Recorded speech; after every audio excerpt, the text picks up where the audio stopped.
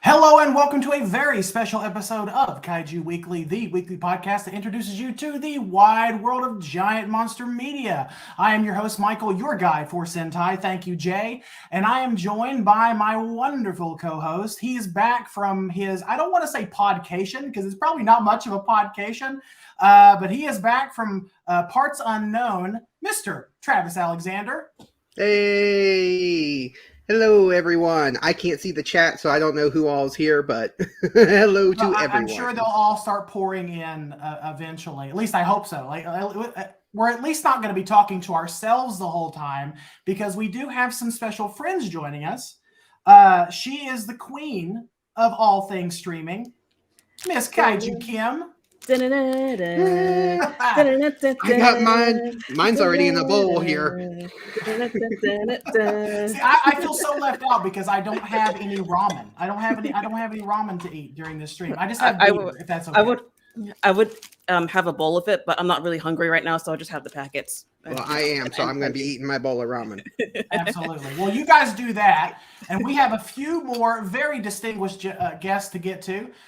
Next one on deck is the Podfather himself, Mr. Kyle Yount. The Podfather. I like that very much. Hey, thank you guys for having me. Absolutely, man. Thank you for agreeing to do this, first of all, and second of all, thank you for that wonderful foreword you wrote for the Volume 1 issue. I'm glad I could lend at least a little bit of something to Kaiju Ramen. I was talking to David after the stream on Collect All Monsters, and if you couldn't tell, I was a wee bit nervous. I totally forgot to mention that you were doing the forward on the damn magazine. Unimportant, in my opinion. I appreciate you, man. Thank you so much for making time to join us. I mean, it means a lot. Well, should we let the rest of our guests in, Travis? Yes. Or should we just keep it us four? We can totally just keep it us four and just leave them in the cold. You should get the other people because I actually have a prop that I'll be able to match the other people. Okay, got you. Thank you, sir. Okay. Thank you, sir. Well, the next one on deck, I like to call him my Sofubi sommelier, Mr. J Key of Toku Toy Town. What do you got there, Jay? Oh, hey guys, how's it going? Oh, it's that time already. See you there. Like, yeah, well, hey, I didn't see you there. it's an honor to be on. Obviously, with my guy for Sentai, the prodigal son of Hurricane, West Virginia, Mr. Michael Hamilton, but also the Takeshi Hongo of the Delta. You know, they say Merle Haggard is the poet of the common man, but you, Travis, are the poet of the common writer fan, and I am just pumped to be here. Thank you. And Kaiju Kim, amazing to finally meet you. You are a blessing to the YouTube streaming community. Awesome stuff. And Kyle, you're pretty cool too. Thanks, man. You're pretty rad as far as I have to say too. And here's my prop. Oh, nice. I missed out on that. I missed out on it. Daggone it. I think you can still get the Barney version, but I don't want the stupid Barney version. I want that one. Yeah, but we can talk all things toys in just a minute if we want to, if the conversation lends that way. But we have one more very special guest to get to. He is the man, the myth, the legend, or infamous. Or he's infamous or famous. I'm not sure. We tried to hash that out on his show. Mr. Matt Burkett of Monstrosities Tokusatsu. It's up for debate, my friend. It's up for debate. Much like your reputation in the podcasting scene, that's how I am on the YouTube scene, you know? Sometimes you're heel, sometimes your face. It can go either way. We're both screwed. I like that. Yeah. Thank you for having me. It's great to see everybody here. Except for you, Michael. You know, I had you on my show, like a month ago. I came here for Travis. I came here for Kyle, especially Kim. You know, I was looking forward to Jay. But Michael, the less I see of you, the better, you know? That's fine. That's totally fair. You think your Michael quota already? And that's totally fair. I shaved off my beard this week, and my girlfriend says you're not allowed to come near me until it grows back, which is probably going to be for another 2 more weeks. The Podfather disapproves of shaving beards off.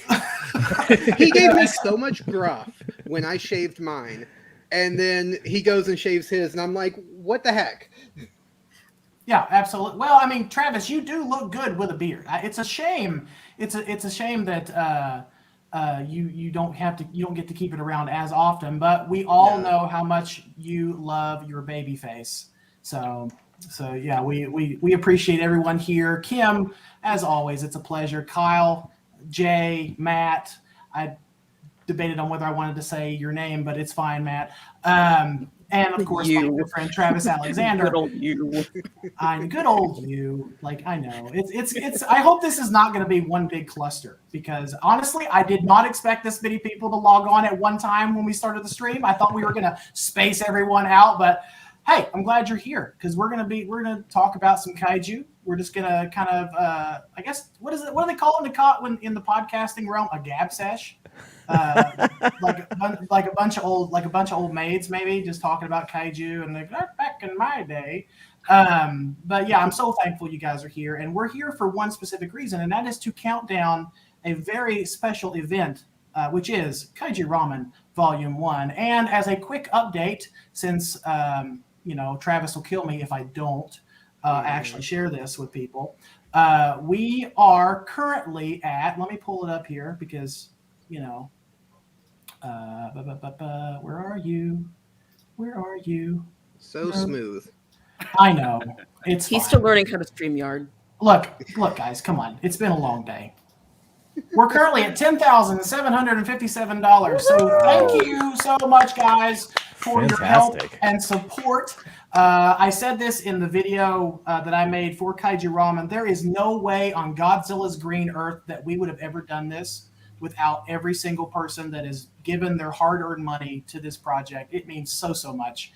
I'm not going to speak for Travis entirely and tell you how much it means to us that you guys have not only donated your money, but donated your time, a lot of you, to helping make this thing happen. So thank you so much. It is truly an honor and very humbling indeed. So we just super appreciate it. Hold on, Michael. Pull it back up real quick. I just want to. Sure. Another 5 minutes waiting. Come on, guys. You can tell I'm really bad at this. Can you? I don't know if you want to show this off right away or not, but if you look under the updates section, click under updates. We have. Okay.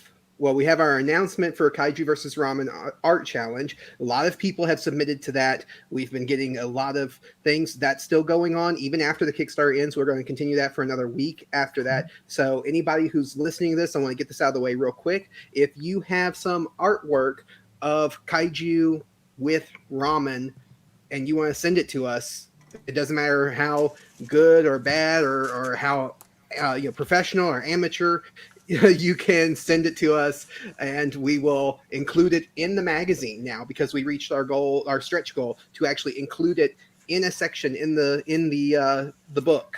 But if you also look under the updates section, under one of the other updates, there's one that has the cover reveal. And I know that when you were on Collect All Monsters, you guys couldn't find the cover to show off. So I want to do this right off the bat. Yes, I was watching along and I was like, it's in the updates. It's in the updates. And Travis is screaming at the screen. If I don't produce a piece of media where people scream at that media, where I can, of course, never hear them, then I haven't done my job. Right. Oh, exactly. yeah, absolutely. But absolutely. We have this wonderful, beautiful cover that is for Kaiju Ramen Volume 1, our collected edition, done by the talented is too nice of a word, I guess, or too easy of a word to use for Matt Frank, because I like to use legendary, maybe. Just legendary. Matt Frank. So crazy when he illustrious Matt Frank. I mean, very unique. We'll say interesting and unique. How about that to describe? Yeah. So I have a question. Real quick. Sure. Okay. Are we meant to infer that the bowl of ramen is in fact a singular point? Is it the singular point of singular point? That's a good question, Matt. Could be. I don't know, maybe. I mean, Matt, on your show, Michael said, that Kaiju Ramen is the singular point for Kaiju, the Kaiju community. Right? I mean, it's true. It is true. So Beautiful to look at, but confusing as hell. Is that what you're saying? I'm kidding. Yeah. A little bit. Yeah. A little bit. A little bit, bit. It's an enigma. It is definitely an enigma. So, Travis, did you have any more updates to share before we get into the chat? Because I actually do have to say hello to a few people. No, yeah, that's fine. I just wanted to show off. Wanted to talk about the art, the Kaiju versus Ramen art thing that we're still doing. That people can still send their art to us, and to show off that cover, Sure. so that people can get a look at it. And we'll show it off again later on. But go ahead and at the top of the hour, show it off.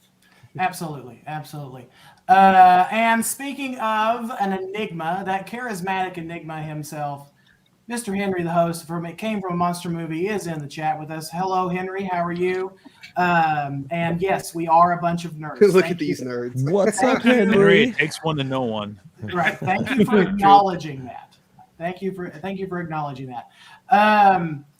Mr. Danny Damana, Mr. Danny Boy Damana is in Mr. the Donny, how are you, sir? Donny boy. Donny boy. Oh, Danny boy. Okay, I'm not going to sing. I'm sorry. Mr. Nathan Marchand of the Monster Island Film Vault is in the chat. He will be joining us a little bit later, I believe, as we continue the stream and our countdown to the end of this Kickstarter. So thanks, Nathan, for showing up, and I'm sure we'll talk to you later. Mr. Paul Tackett is in the stream as well. Hello, Paul. In the chat. Paul Tackett in the chat. Yeah, I think Paul actually asked a question in the chat. Chinese ramen, Korean ramen, or Japanese ramen? You guys have a preference in your ramen?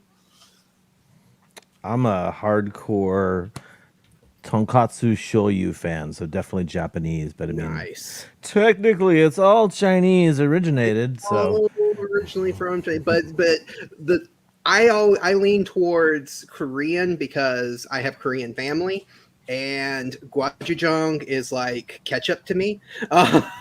So that's the hot, spicy peppers, the paste that they put in everything. So yeah, that I always lean towards the Korean.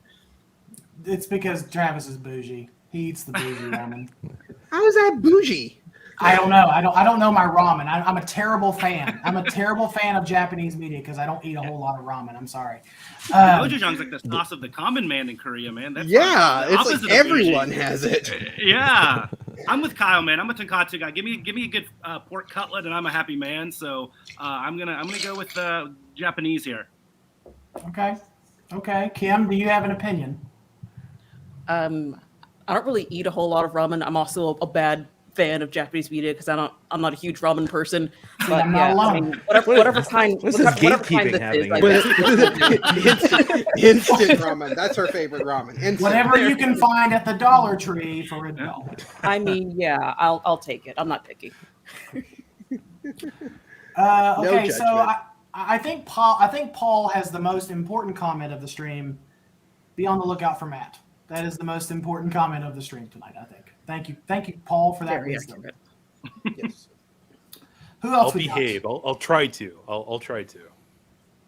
Who else do we have in the chat? Is that it? We just got. That's all we have commenting. Come on, guys. I know we have more than that. So. I see my friend Donnie Winter in the chat. Donnie Winter. Where's Donnie? Hey. Oh, there he is. There's Donnie. Hey, Donnie. Hey, Donnie. Also, hey, fun fact, Donnie will be featured in issue 5. Is that right, Travis? Yes, issue Issue 5. five. He is going to be featured in the Artist Alley section. So up to now, we've been doing Artist Alley as kind of like we did traditional, we did digital, and we did what did we do? 3D printing kind of artists and 3D design artists. Invader Design was Invader Design was our last artist that we had. So now we're moving because art is such a wide, big thing that we decided to do writers and and other types of content creators. And Donnie, as a writer and as a poet, we wanted to feature him in our magazine in the Artist Alley. Yeah, absolutely. For anyone who's not aware, I did The rum is hitting me, so I'm sorry. Oh no, here we go. I did a wonderful interview with Donnie a few weeks back where we talked about his poetry and everything he's got going on. So please go check that out if you're interested in more of Donnie's work. Mr. Robert Montserrat, how are you doing, good sir, in the chat? Robert is a fantastic artist and one that I would love to feature on a cover one of these days. I know Danny, I know our friend Danny is someone who's been pushing hard for us to feature Robert on one of the magazines. So I'm looking forward to maybe one day doing that. But thank you, Robert, for showing up. We appreciate you, man. So let me find my comment here. There we go. You can tell I'm new to this. It's fine, guys. So Travis, you have some games for us? We're gonna play some games. I do. So, depending which one would you like to start with? So, I've got a few games that we like to play on our Kaiju Weekly podcast. We have Guess the Bad Review, where I present you with a bad review from where is it from? It's from Letterboxd. That's right, Letterboxd. And you try to guess which movie it is for. We also have a kaiju-themed personality test, a kaiju-themed quiz. We've got all kinds of stuff like that. That's gonna be hard. That's gonna be hard with this many people. We're just gonna do. I tell you what. Guess the bad review.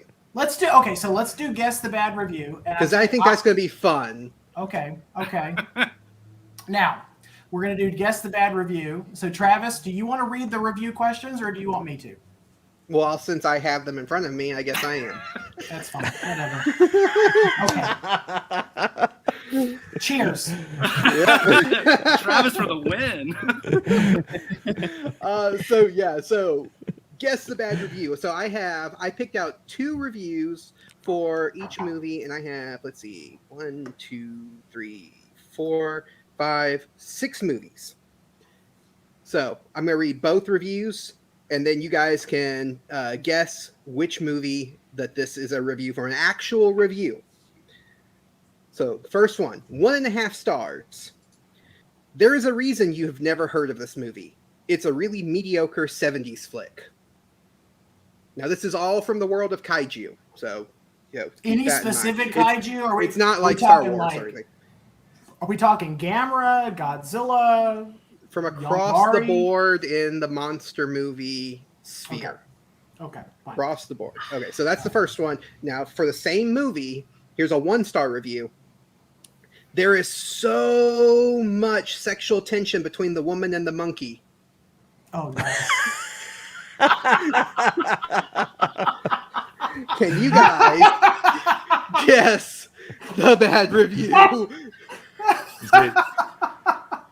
Is it the Dino Laurentiis or whatever the hell it is, Kong, the 75 or whatever it was? Dino Laurentiis?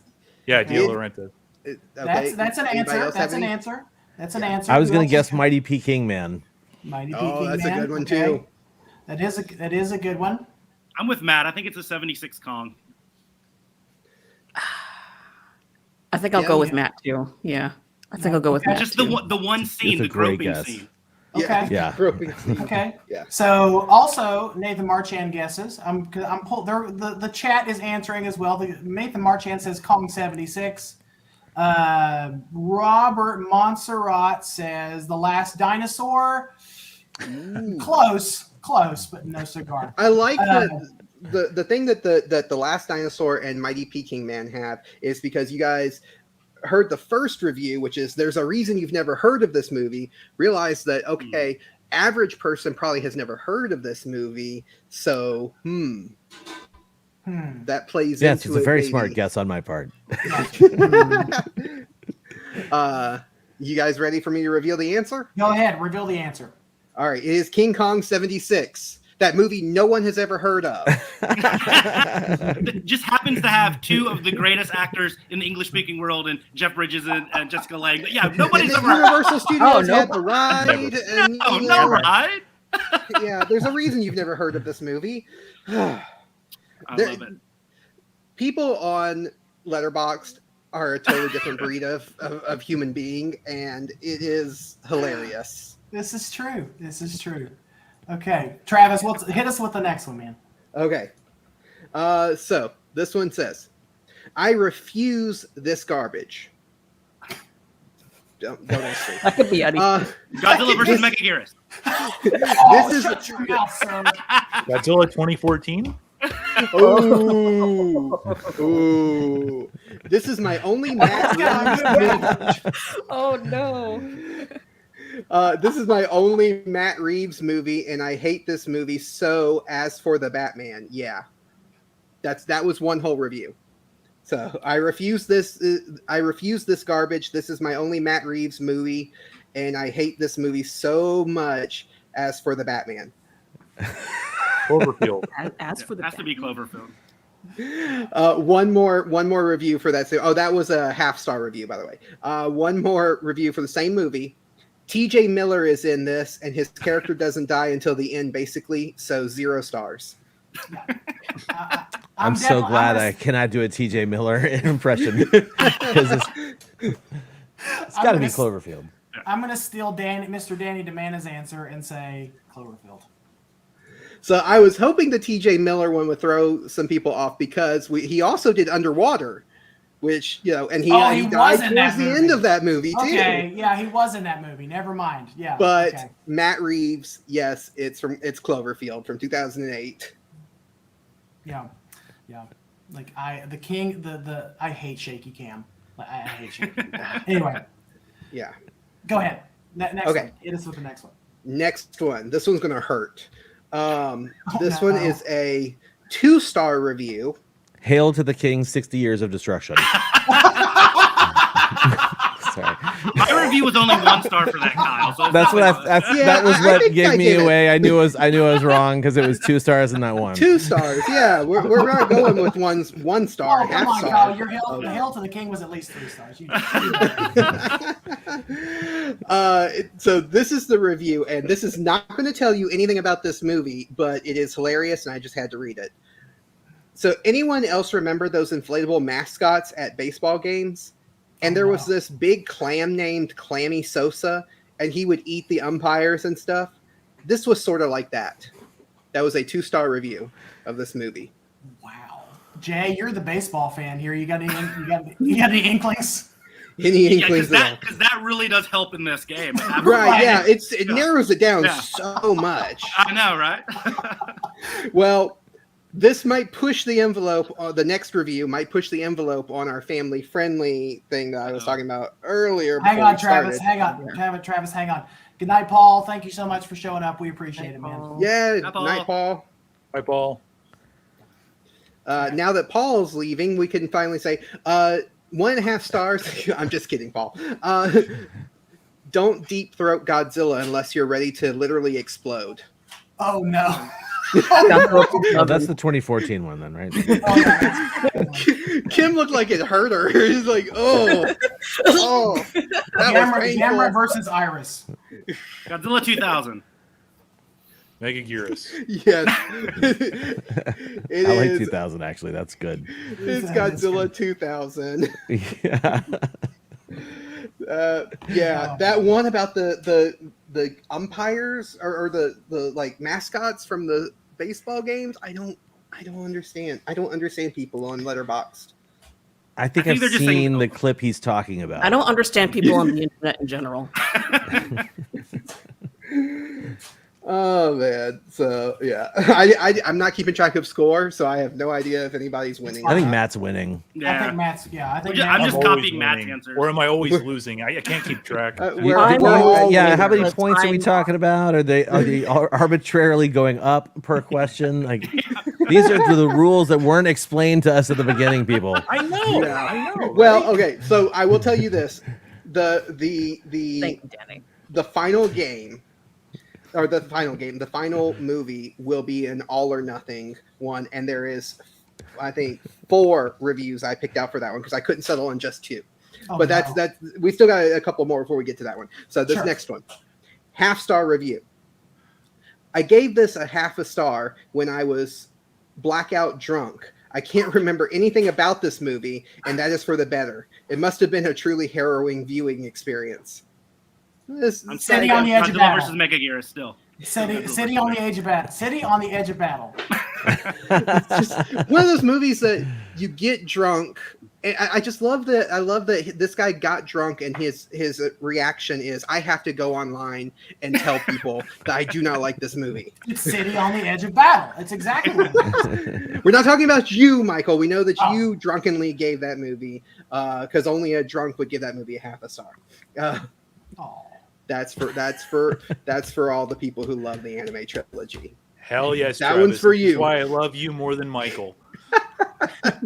Everyone loves Travis. Not more than again. Michael.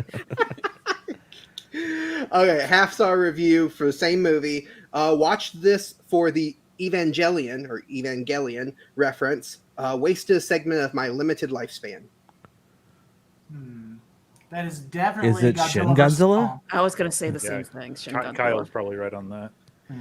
You would think it's Shin Godzilla because Evangelion.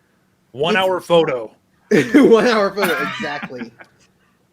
Beethoven's Third. No, Do you remember Battle that for Evangelion the reference Planet from 1 of hour the photo? Apes. Like, did you ever see that clip flying around? Like, there's a whole Evangelion like toy talk in that movie, the Really? Robin Williams thriller. It's bizarre. I haven't Like, you seen can that find movie it on in YouTube. so long. Yeah, I haven't seen that movie in such a long time, and I, to be fair, I had never seen Evangelion when I saw that movie, so it probably went right over my head.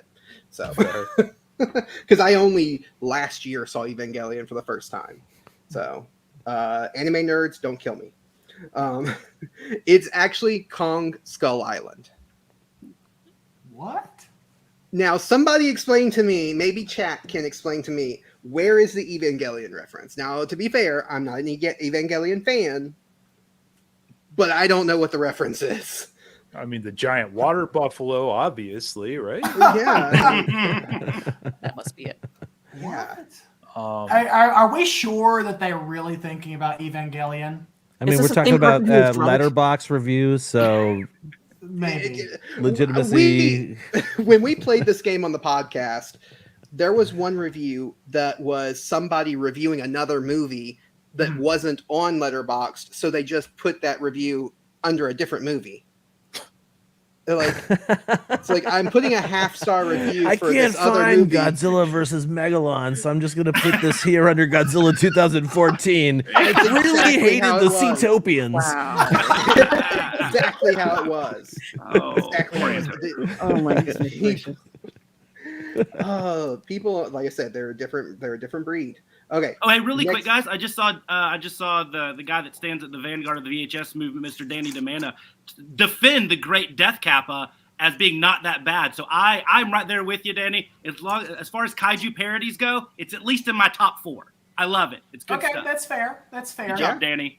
Good job, Death Danny. Kappa. I am all for kaiju parodies. Yeah, and I think that one does it better than like your Raiga versus King Oga and stuff. It's right up there with Monster X Strikes Back. I think there's moments in it that's good. Thank you, Danny, for preaching the good gospel. Sure. Death Kappa. Death Kappa, like sure. Trying to how to stay positive. Death Kappa. Oh, dude, no, we can. Matt Alt's in it. No, Look. never. We'll have that. We can have that conversation later. But I feel that people give Death Kappa a bad rap when it comes to kaiju parodies, and so we can have that conversation later. Now we were talking What about about earlier. what about just compared to general movies? Oh, it's not good compared to general movies. I thought you were talking about Reptilian there for just a second. No, Reptilian's garbage. That is garbage. But Death Kappa, like I said, in the realm of kaiju parodies, what is a better kaiju parody besides maybe Monster X Strikes Back, Attack the G8 Summit? It is Death Kappa. It knows what it is. It's good stuff, man. Not good stuff. It's good stuff within a subgenre. When the bar is on the floor, it's very, kind of hard to very rise above small- it, niche genre. It is the best. I think what I would say is that Death Kappa blends genres that I'm not familiar with enough to appreciate, blending it with the Hard kaiju answer, genre. And like for me, Good that's one of the answer, good reasons that I've been like, screw Death Kappa forever. But after the podcast ended, I was like, maybe someday I should actually revisit this movie and look at it with a little more of an open mind.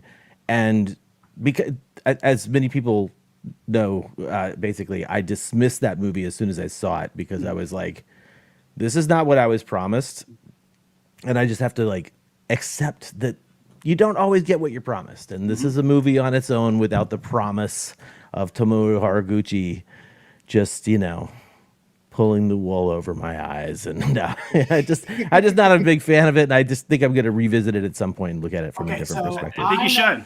There are people here that are more versed with Evangelion than me. So I just have to ask, is Robert Montserrat correct in this statement? The skull crawlers look like one of the angels. Satchel? I hope I'm not saying that right. Maybe? I don't know. I've never seen it, so maybe one of you guys who has actually seen Evangelion. Look that one up. I've seen Evangelion once.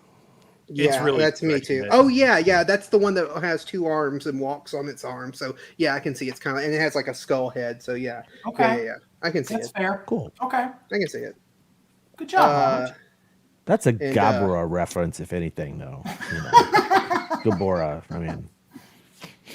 And I was going to say while we were talking about Death Kappa, I mean, I know Michael already said, he's not the most versed in Japanese culture, but I just know that for like, what was it, like 2 months straight, the entire time you were watching Kaku Ranger, you kept messaging me like at least once every 2 days. Which one is the one that likes to grab people's butts? I'm like, that's the Kappas. Kappa. That's the Kappas. Yeah, because the very first episode of, I think it's the first episode of Kaku Ranger, where it's a Kappa that they fight, which never made it to Power Rangers. Because there's a lot of that did not make it to Power Rangers. What the hell is That's this awesome. thing? So yes, Really quickly, the Kappas. Really quickly, Doomzilla, how are you doing? Doomzilla. Thank you for joining us. All right, we ready to move on to the next? I still have 2 more movies. Sure, go ahead. Let's go okay. for it. So the next movie, both of these reviews are half star. So the first one is going to give it away right away. So I'll just do the second one. The cat earns half a star for his presentation skills. What? Cat? Okay, no. I know what this is. No, don't give it away, Michael. I know what this is. Okay. Because our review of this movie on our podcast, I'm not going to answer the cat this was one. the only thing I would answer. talk about. Well, I'll give the next one Godzilla after versus everybody Ghidorah? because it's going to give it away right away. House. Yeah. House. yeah. It's something It I works. did before. Trying to think. Some of my ranting about this movie made it into our best of compilation. Like you would have thought that this movie, because I really hated this movie. Killed your dog, Travis. I hated this movie so much when we reviewed it. Okay, so the next review, and this will give it away right away. The W.S. in Paul W.S. Anderson's name stands for Wheelie Sawy for making this movie. Is it Monster Hunter? Because I know you really hated Monster Hunter. It's Monster Hunter from 2020. I knew immediately when he brought up the cat. I'm like, oh shit, it's not. Oh crap! Cat. That's the best part of that whole movie is a stupid cat. Oh, that's. Oh. I do remember also seeing that movie once. Yeah, Now, I genuinely want to know: is there anyone in this crew that genuinely that liked Monster Hunter? Like none of us? Okay, good. No. Just You making are sure. all by 'Cause yourself, Michael. I don't want to shit all over it and people get offended or anything. So, Way to go, Danny. I see your comment. Yes, you can mess with me and Death Kappa at any time.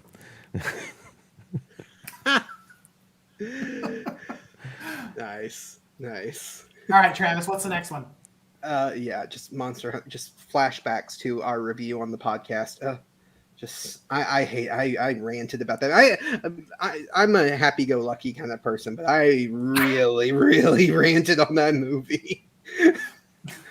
I kept interrupting Michael while we were reviewing. I kept just like, no, you're not allowed to talk. I have to say this. That's every episode, Travis. I'm not allowed to talk.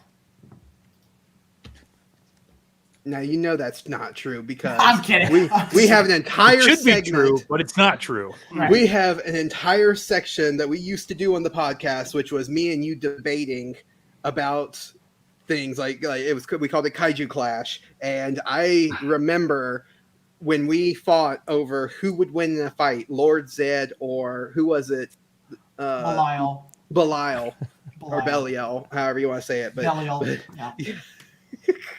And we fought, and we had guests that episode, and we still fought right in front of them. No, you're thinking of the time we fought over Jurassic Park being a kaiju film when Kim was there. When Kim was on that episode. That was a fun time. We spent 20 minutes debating on whether Jurassic Park was a kaiju movie, and I don't think it is, but Travis is dead set on proving me wrong. They're monsters. It is treated like a monster movie. Okay. Oh, I'm going to put a stop to this right now. We don't have all night. Thank you, Kim. Thank We don't you. have time for this. Come on. Okay, this one's for all of it. This is an all or nothing one.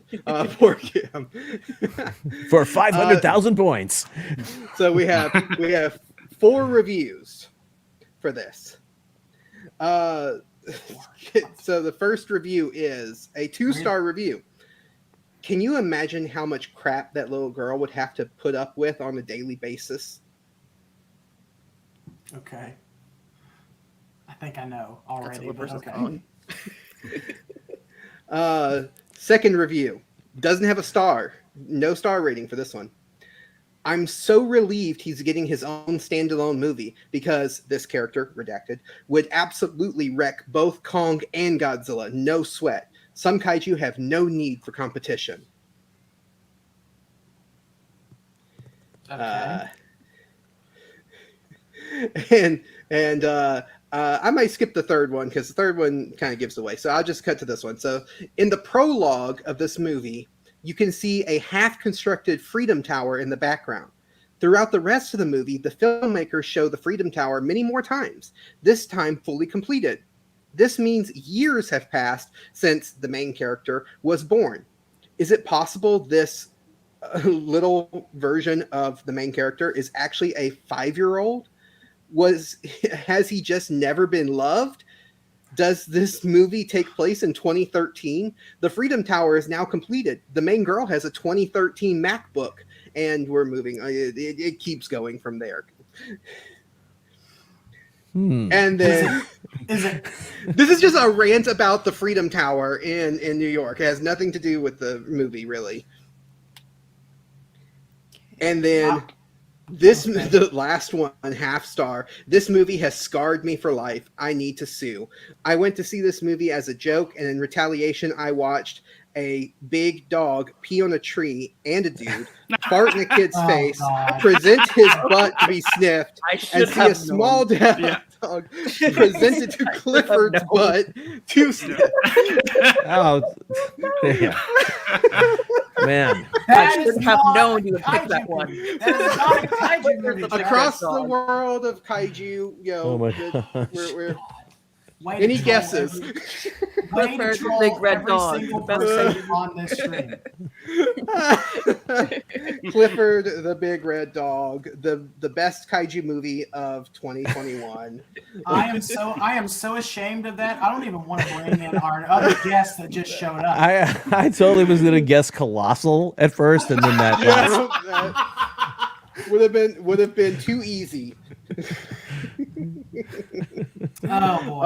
Okay. We've got another guest that's joined us, Michael. We do. We have another guest that's popped in the chat. I don't know if I should let him in. I don't know. Kyle, should I let this guy in? You can let him in. Unfortunately, I have to bail. I want to thank you guys for the game. Oh, though. absolutely. Thank you so much. That was a We ton had of a lot of fun, and I might have to steal that idea. That was a really fun idea for a party game, and Sure. I love having fun. So, but thank you so much, Michael and Travis, for having me on. Kim, Jay, and Matt, really a pleasure to be on with you guys for just a little bit as well. And I hope you guys have a killer rest of the stream. And once again, major congratulations to Kaiju Ramen. Thank you Thank so much. you guys later. Appreciate you, Thank Kyle. you Go very watch much, that. man.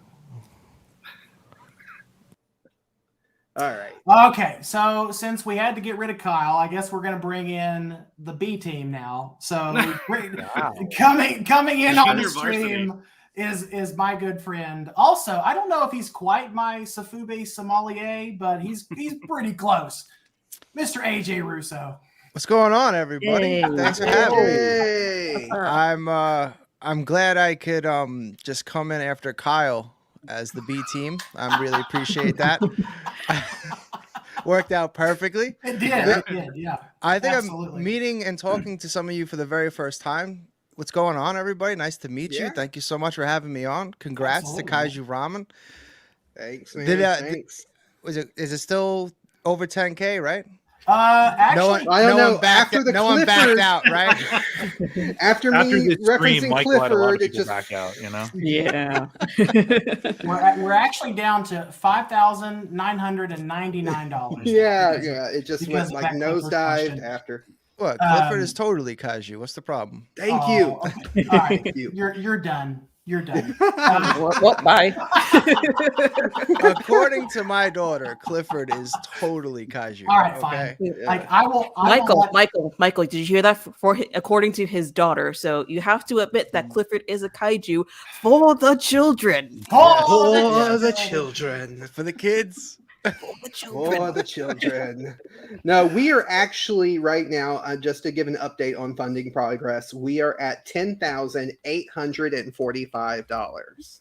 Nice. Holy crap. That's a lot of stinking money. It's a lot of Thank you so much, quiche. guys. A lot of ramen. I like to A think lot that of ramen. more people. Yeah, it's a lot. That'll buy a lot of ramen. I like to think that those last minute donations are coming in because of Kim. It's all because of Kim being on this stream. Yes. Yep. So thank you, Kim, for bringing that extra money in. She does class No up the problem. joints. I do. She does. She does indeed. Yeah. Sorry, Definitely. I'm practicing doing a mukbang channel, so that's why I'm just eating right here on camera. Well, I should have done this before, but AJ, for the I can't people who prepare, don't by the know way. who you are, go ahead Wrong. and give your shameless plug. I'm just that guy. That guy. Yeah. No, but Kaiju Live, we're a retail shop as well as an auction show on YouTube. Check us out, kaijulive.shop. Yeah. Do reviews, live chats, the whole shebang, and just love Godzilla. Actually, he caught me in the middle. That's why I got it like super blurred out. I'm working on where is he? Working on something top secret. Not top secret. The Hanna-Barbera Godzilla. Finally got him after the Ooh, nice. beautiful snowstorm that we got. Good old 20 inches, 2 feet of snow. Man. So the UPS guy was finally able to get to my doorstep and give it to me. So working on that. Do you want to give the folks at home a taste of what your review is going to be like, AJ? It's not gonna. I'm gonna try to be as nice as possible, but I'm struggling. It's just not for me, I guess, at this point in my collecting journey. If this was released 10 years ago, I probably would have been, losing it. But at this point in time, it's cool. That's about that's what I got so far. Okay, all right. That's really diplomatic of you, AJ. I appreciate it. It's appreciate hot it. garbage, man. It's hot garbage. It's, It looks so Hold cool. on. Jay, you being serious though? yeah. Oh yeah. Here's what it is. It is a, I don't know if you guys collect like NECA, like animated Ninja Turtles. It's one of those, like the quality of one of those without articulation. They stuck and they on a stand. It should have been $30. I'm anti-manga right now. So I was willing to give them The price point is what I was. I was talking with Danny about this earlier today, and I was willing to say that it was at least worth like 70 to 80. At 70 to 80, that's a stretch. Currently, mine is sitting over in the corner somewhere, propping up my FSL Rodan because that thing can't stay upright. But This Kamen Rider figure, not like, it's solid plastic. It's not necessarily the most beautiful thing in the world, but it was only $35. beauty's in the eye of the beholder, man. And I love it. well, I love it. I mean, yes, but like the Godzilla IP is just gonna instinctively have a higher price in general just because it's Godzilla. True. It's Kamen Rider though, man. Kamen Rider. I don't know why you guys are Yeah. buying all these toys when we got so much hot sauce and protein powder to buy. I mean, come on, you know. The hot sauce is pretty spicy. It's not bad. It says we can't have but- both.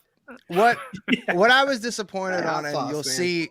I hope to like drop the review tomorrow. We'll see how editing goes, but I don't know if he's gonna be blurred out. Ooh. Screw it. So I don't know if you're familiar with like the whole Batman Black and White series. Mhm. That I think they're actually bringing it back again. Thank God, because I Oh, know the wow. whole DC Direct went out because the people that bought DC was like, we're not making toys anymore, and everyone's like, what the? So when they announced like the scale and everything. And like it showed it had a base. I was like, oh, that's probably what they're gonna do. So it's gonna be like a small resin piece, which would have made sense with the price point. But like Jay just said, that's not what we got. And we got like it's just I want to continue this toy conversation because it's something I'm very passionate about. But before we do that, we have Kaiju Royalty in the chat right now. Mr. Matt Frank has showed up. Matt, what is up, man? Yay. Matt, thank you so much, man, for showing up. We appreciate you. We appreciate all the work that you've done to help us with Kaiju Ramen. The cover His is artwork's amazing. all right. I mean, Yeah. it's. Would you? Okay, so on a scale of Mondo Hanna-Barbera Godzilla and Spiral Studios King Ghidorah, Now we're where talking. would you rate Matt Frank's artwork?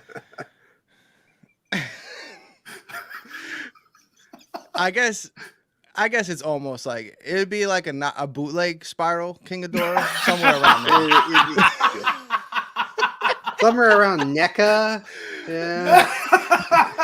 I'm willing to I give love Matt. you, Matt. I'm willing to give Matt. Matt knows. At least SH Monster Arts. I'm willing to give him that much. Oh man, yes, yeah, Matt, we really appreciate it. We showed off the cover earlier.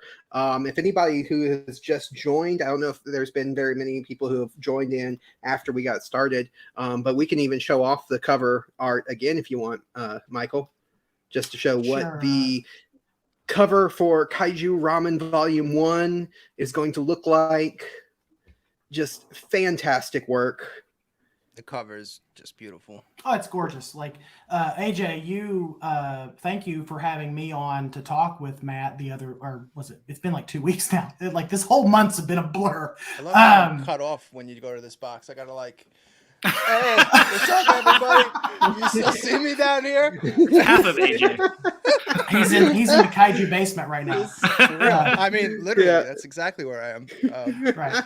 But no, we had a whole conversation with Matt and you, AJ, about not just this artwork, but some other stuff surrounding Singular Point and others.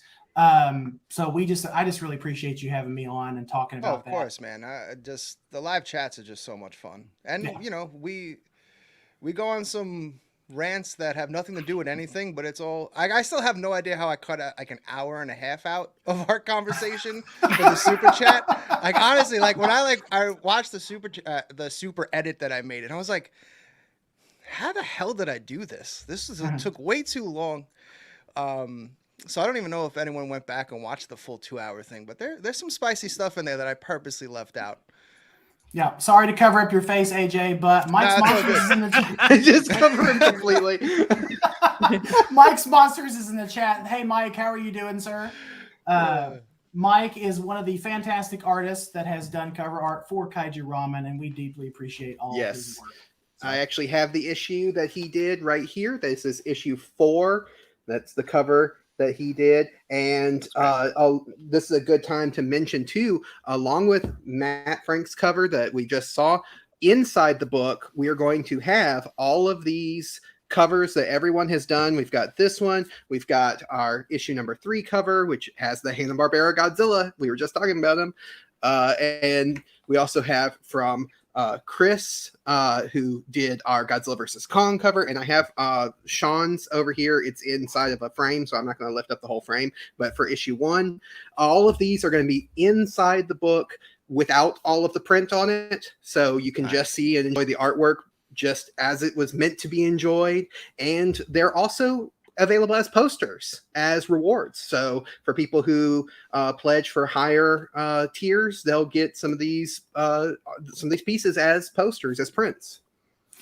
Thank you again, Mike. We really appreciate you. Thank you for popping in and supporting Kaiju Ramen with your art, and just being a big supporter of what we're trying to accomplish here at with the magazine. So, actually, Hey Michael, real quick, I want to just tell you that I would have rather paid $120 for this Hanna-Barbera Godzilla than this one.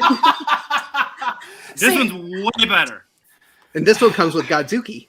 I know, right? I'm glad you didn't charge me $120. I do appreciate that. I'm trying so hard not to just jump in on this shit talk here. I'm trying so hard. But, all right. Can I... Hold on. Okay. So I'm going to give AJ permission just to let loose if he wants to. I'm gonna turn down my back. There we go. Now you can see the light and all this garbage. So the one thing that really grinds my gears. Let's see if we can. Really grinds my gears. Okay. So they put the lines on the sculpt, right? Which is cool. But then they didn't outline them correctly. So these aren't on the actual lines. You're not talking about the camel toe, are you? No, I was going to say that's ridiculous in its own right. But we're getting a very good view of Godzilla's crotch there. Yeah, this is just it's whatever. But I'm talking about on the subtle details, his knee. The lines are all there, and the black lines don't match up on them. They're just off to the side. It's you missed it by that much. And then you're right, dude. I never noticed that. This is dropping the knowledge. It's off, man. I've been staring at this thing with a zoomed in camera. What is wrong with you? How much did they charge for that again? It was 120 shipped. 120 shipped. Yeah. And then the other thing that really pissed me off, because if you ever watch Kaiju Live, I'm a sucker for magnets. I hate the whole heating up tail. I'm so done with that stuff because I've been collecting statues for a while now, and it's just give me goddamn magnets. So they include a magnet here with a key, it's got a little key, and it doesn't fit. Did you have to force your tail on too?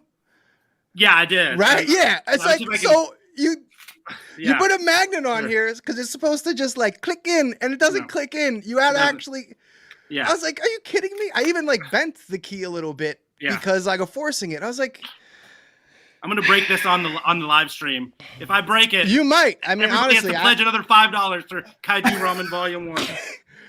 I can't get it. It's done. I snapped it in there, and that was it. I'm I'm not messing with that again. Yeah. I had to heat up the tail it's not even. It didn't even get soft like a normal tail would, but I had to heat it up enough to where it would stretch over the phalange. I guess it's what that thing's called. But it would stretch over it and stay in place because it just would not. Yeah, doing magnets with vinyl like that, especially a thin vinyl like this, it's not the way. It is not. It should have been resin. Yeah, let's get our Mandalorian in. It's not the way. You got to go get banished to the fountains of Mandalorian or whatever he needs to do to claim his honor back because it's just not the way. I like that Danny Demana in the chat said, y'all need me on the stream to inject some positivity. Not yet, Danny. Or, tell us to inject some actual nice product, and then we'll have plenty of positivity. There's also that possibility, too. But, Obviously, we're not some of our podcasts and stuff. Yeah. Again, if it was released 10 years ago, I would have been stoked because at that time, I was still into 6-inch line stuff. I just don't really collect that anymore. And so it's just not for me. But then, so now I really look at the QC issues of it. It's all right, so this was $120, but why? I mean, I think honestly, if it wasn't the Hanna-Barbera Godzilla, which obviously, no official figures and such, I feel that this thing would have been just laughed out of Kaiju-dom for $120. But the fact that some people they just want to have, an HP Godzilla in there. It's the only one ever made. Yeah. So of course, I'm going to keep it. Point. Of course, it's the only one ever made, so it will have a spot in my collection. Sure. Am I going to be everyone, go get this. Probably not. I mean, I'm Not gonna still be your super centerpiece? soaked. Yeah, my centerpiece. I'll put him in front of my Spiral King Ghidra, so you won't even see him. He's gonna have a place on the next time I do a toy show on the bargain bin, and I'll just say whatever y'all want to pay for, just take him. Oh God. Started at $1. Yeah, $1 and bids. I'll pay you to take it. I'm fully expecting that thing to show up on Toku Toy Town in probably a not so distant future. Yeah, Am I- $11, please. $11. I might do it, and especially because we have the discount code. I might, yeah. Yeah.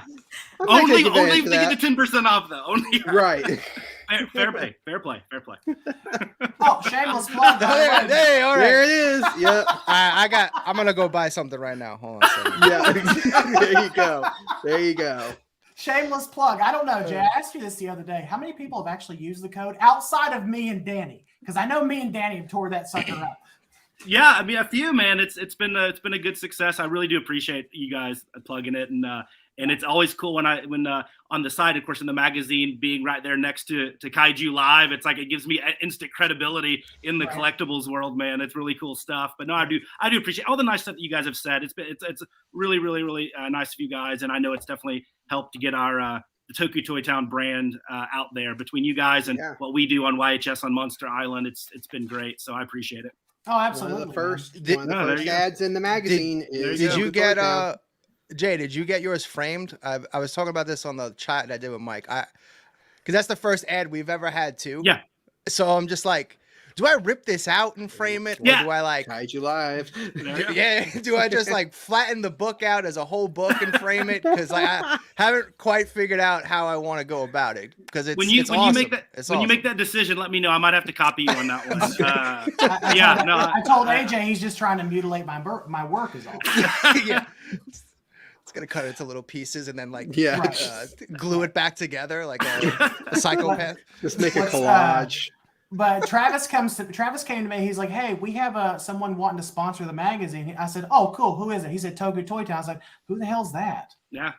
Like, because you guys were pretty like new on the scene at that point. I think a couple weeks in after I decided to kind of throw it out there, and I mean, I was buying, so much Sofubi that I thought, hey, why instead of buying one or two at a time from Japan, how about buy 60, 70 things at a time and amortize those costs? And the cool thing about Sofubi, it's kind of like this guy gets it. It's kind of like, but it's kind of like an art.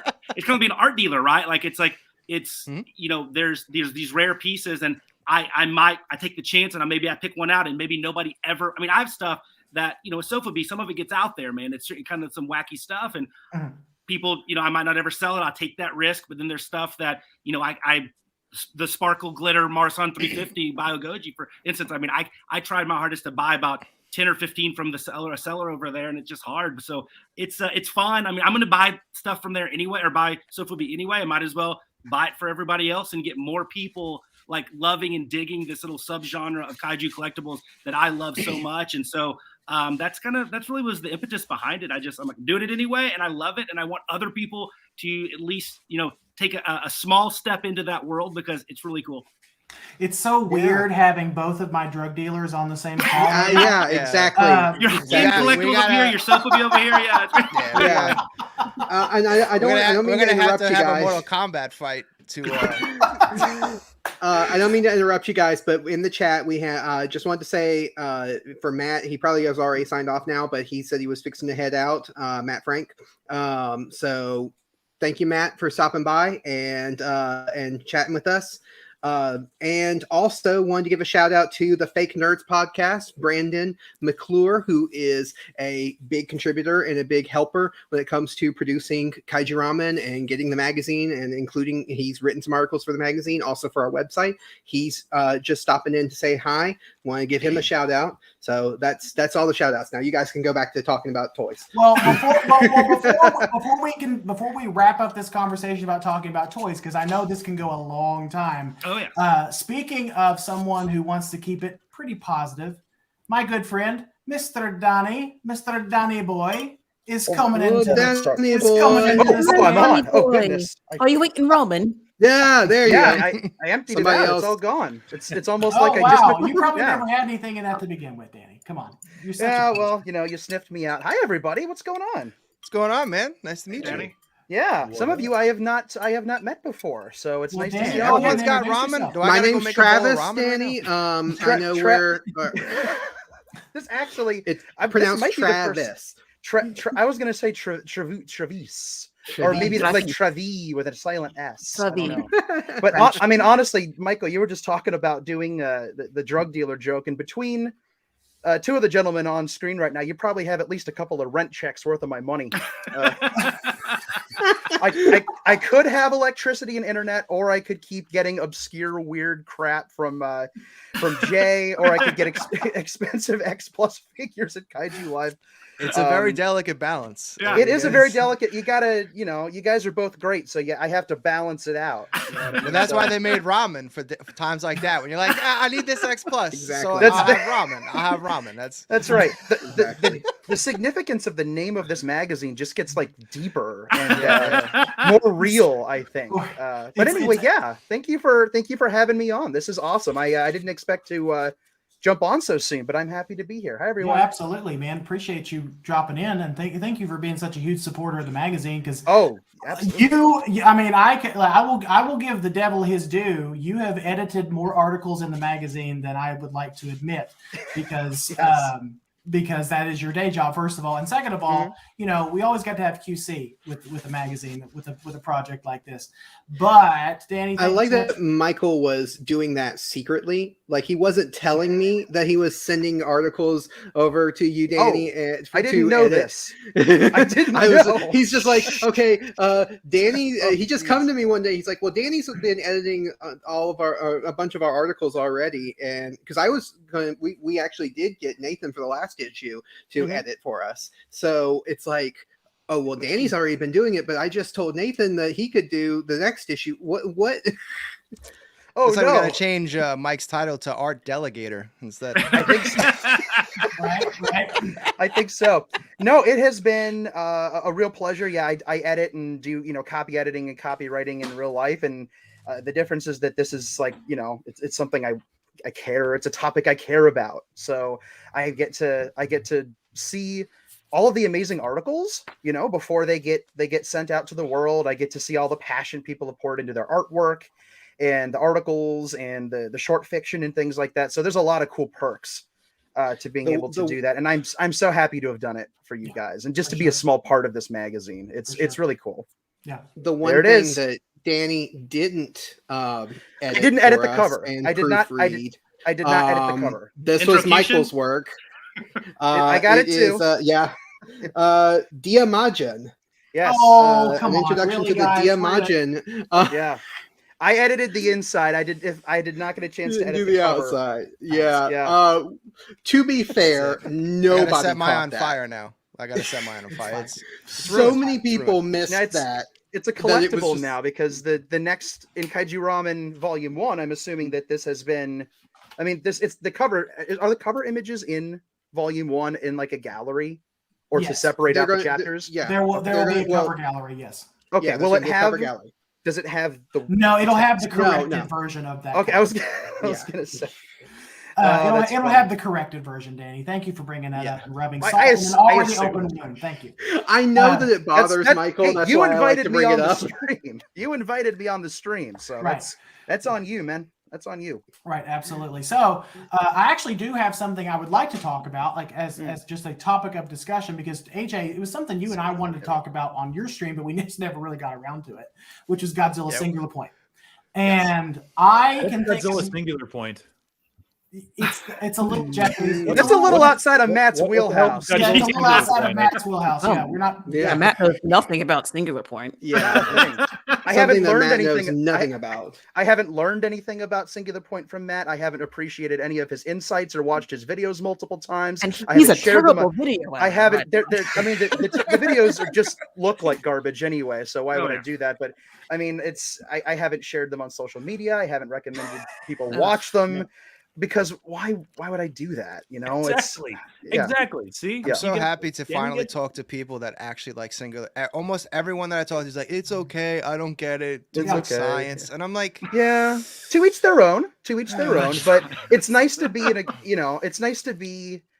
It's so weird because Godzilla is already such a niche thing already, and so when you have niches within niches within niches, it gets complicated when you just want to talk Yeah. about the thing that you enjoy with other people that enjoy it, but then they don't, and so it gets needlessly complicated. So yeah, it's nice to. It's like me when Yeah. I meet people who actually like Final Wars, and I get to finally talk about Me. Final Wars. Yo, what up, Final Wars? all right. Well, on let's that note, chat. good night, guys. I was gonna. I was It's about not to the get worst. the It's Monster Arts not the Final Wars from worst. you. I guess not at this point. Not the worst. That I'll is get my very I'll get my debatable. Monster Arts Final Wars Godzilla elsewhere, AJ. That's fine.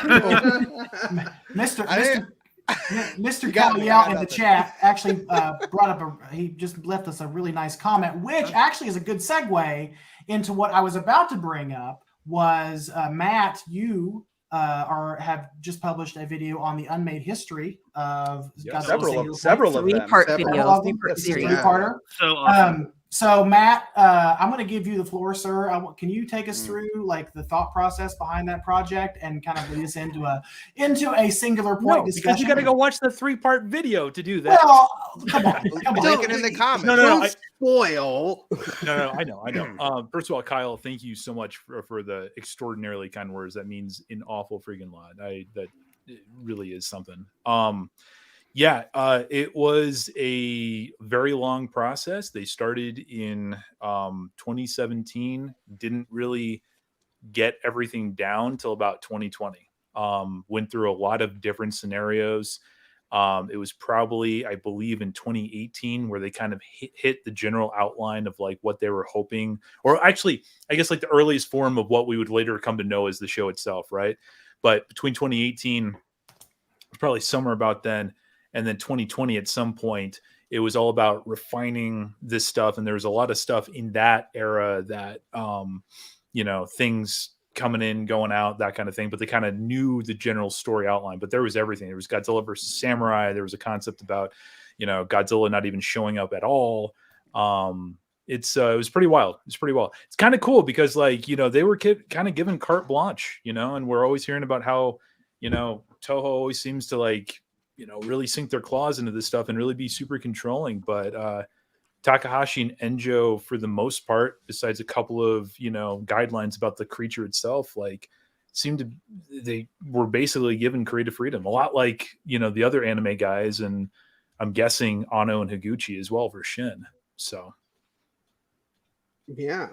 I just want to give a real quick shout out because he just popped in, Nick Blackler, who just said he's just dropping by to say congrats to everyone on the Kickstarter. Cannot wait to have Volume 1 in my hands. Thank you so much, Nick. You're one of our favorite people in the world. You're one of our favorite listeners who listens to the podcast. And he just, I hope it's okay for me to say this because he put it on his it's on social now, media. Yeah, so I'm guessing it's okay. He just announced that he and his partner are having a baby. So hey, congrats to nice. you, Nick. Yeah. That's a hot girl. Congratulations. What's up, Nick? Awesomeness. So Yeah. he said there is a little kaiju fan in the making. So Yes. The world needs more of those. The world needs more of those. For sure. yes. Absolutely. Hey, so Matt, I have sorry. Go ahead, Jay. No, go ahead, So, Jay. Matt, I have a question. Your stuff is it is just amazing. The production value is just Oh my gosh. Yes. wonderful. Yeah. I was just Thanks. curious, just roughly, how long, start to finish, did it take you to put those together? Because, I'm not even saying in just our little world of kaiju, but just on any type of entertainment videos, informational videos I've seen out there, it's some of the best narrated and flowing Thank and you. just informational stuff. It's if you guys haven't watched it, go out there. You're making Michael this and go jealous. watch it. Quit giving me kudos. You're making Michael jealous over here. He needs to go do the Lost and Unmade to the monstrosity singular square. point, and we'll do it. Yeah, he needs to earn it. But no, Matt, I was just curious, out of curiosity, how long did that take you to put together? It was a long process. The writing process was very long. Originally, I was like, oh yeah, I can do this in one video. And then there was 4 interviews, which were each about an hour long, sometimes a little bit longer. And then it suddenly was like, there's no way I can do that. So it took quite a long time. It would be a lot smarter to just, throw something together and not do. And thank you very much for the editing compliments. That means an awful lot to me. It takes an absurdly long time. It was probably about a 4-month process with the writing and getting all 3 parts out, But once all the elements kind of come together, it's, for each video, a week and a half, maybe 2 weeks, you know what I mean? Over the course of spending a couple hours a night working on it or something like that. So, but I really do appreciate the compliments, and it's, it means an awful friggin' lot to me. You've earned it, man. You've earned it. You've earned it, do man. You find Those it are hard amazing. to stop editing? Because I'm starting to get into this now as well. I really wanted to put out better reviews and stuff like that. And when I get into it, I don't know if you saw, I'm literally, because after this I'm gonna keep working on it, and I'll probably be up to 4 a.m. Do you set a time where it's all right, at this time I have to stop no matter where I'm at? Because I'm struggling with that. I'm I gotta finish this goddamn thing. I actually, the last one that I did, I recorded everything while I was basically half asleep, and then I watched it the next day. I was like, this is garbage. I have to redo all of this because I don't even want to watch. If I don't want to watch it, no one's going to want to watch it. So I know that wasted feeling. that whole night pushing through to record this, and then the next day I'm like, this is trash. And I redid the whole thing. So I'm just asking for any tips or advice you got out there. Yeah, no, dude, it's so when you get into the zone, I mean, that's where the magic happens. Kim can attest to this. She's a video editor. I mean, it's really, it's probably setting a timer on a phone or something. I'll be up here sometimes for 4 hours straight, and the wife's like, can you come clean the dog shit out in the backyard or something? I'm like, oh yeah, hold on, and no, she's very supportive, and she doesn't usually say something like that, but it's you gotta set those increments, because it's really hard when you get in that creative zone. I imagine it's probably a lot like writing as well. Yes. I can't speak on that so much, but it's when you're in that creative zone, I mean, it's just it's just music's flowing, man. It's a really cool place to be. So it's cool that I understand why you're I wish that didn't happen, but it's such a cool fertile place to be as a creative, I guess. Yeah, it is. Yeah. Time. I enjoy it a lot. Yeah. And then you finally get to bed, and then your daughter slaps you in the face it's waking up, and you're like, man, I shouldn't have stayed up recording all that pointless stuff that sucked. It is absolutely the same with writing. There's a zone you get into. There's this, I don't like to set times necessarily when I write, because the last thing I want to do is be in the middle of that flow and then have go off into my ear. It completely I have to finish my thought. I've got to get it out. I might not think it again. I might not, that synapse might not fire again. And there's nothing cooler. And it's across the board. I mean, I've never done video editing, but I am a writer. I'm an artist. I've painted, I've sculpted, I've done a bunch of stuff. Cool. And it doesn't matter what medium you're creating in. When you're in that zone and you are just zeroed in and you are focused, the clock stops running. You lose track of time. You might be sitting there for what you think is a half an hour, and then you look up at the clock and you're like, my God, it's been 4 hours. I should probably eat dinner or something. My family is probably wondering if I'm alive. Hanna-Barbera Godzilla's blurry on the screen. These guys weren't in the zone. The zone wasn't here. There was no zone. No, they weren't in the zone. Use some editing. My experiences with editing is just my experience with editing is just editing the podcast. And we have a deadline because we're every week, and so my editing process for that is usually, oh God, I have 2 hours. I need to get this done. So, yeah, deadlines can help. It depends on the project for me. I can only speak for myself, but it depends on the project, because sometimes I just don't want to have to. It'll get done when it gets done, and it's going to be as good as it can be when it's done. So but sometimes I'm human. I'm like, I don't want to do not tonight. And then it ends up getting pushed off and off and off and off and off. And then it's excuse after excuse. So sometimes having a hard deadline, even if you just make it up for yourself, like last year when I wrote for the Godzilla novelization project, I wrote a Mothra short story, and I wanted it out on the 60th anniversary of the original movie. And I said, that's my hard deadline. And I still procrastinated and worked on most of it in the last week. But I had that hard deadline. I said, this is when people can expect it.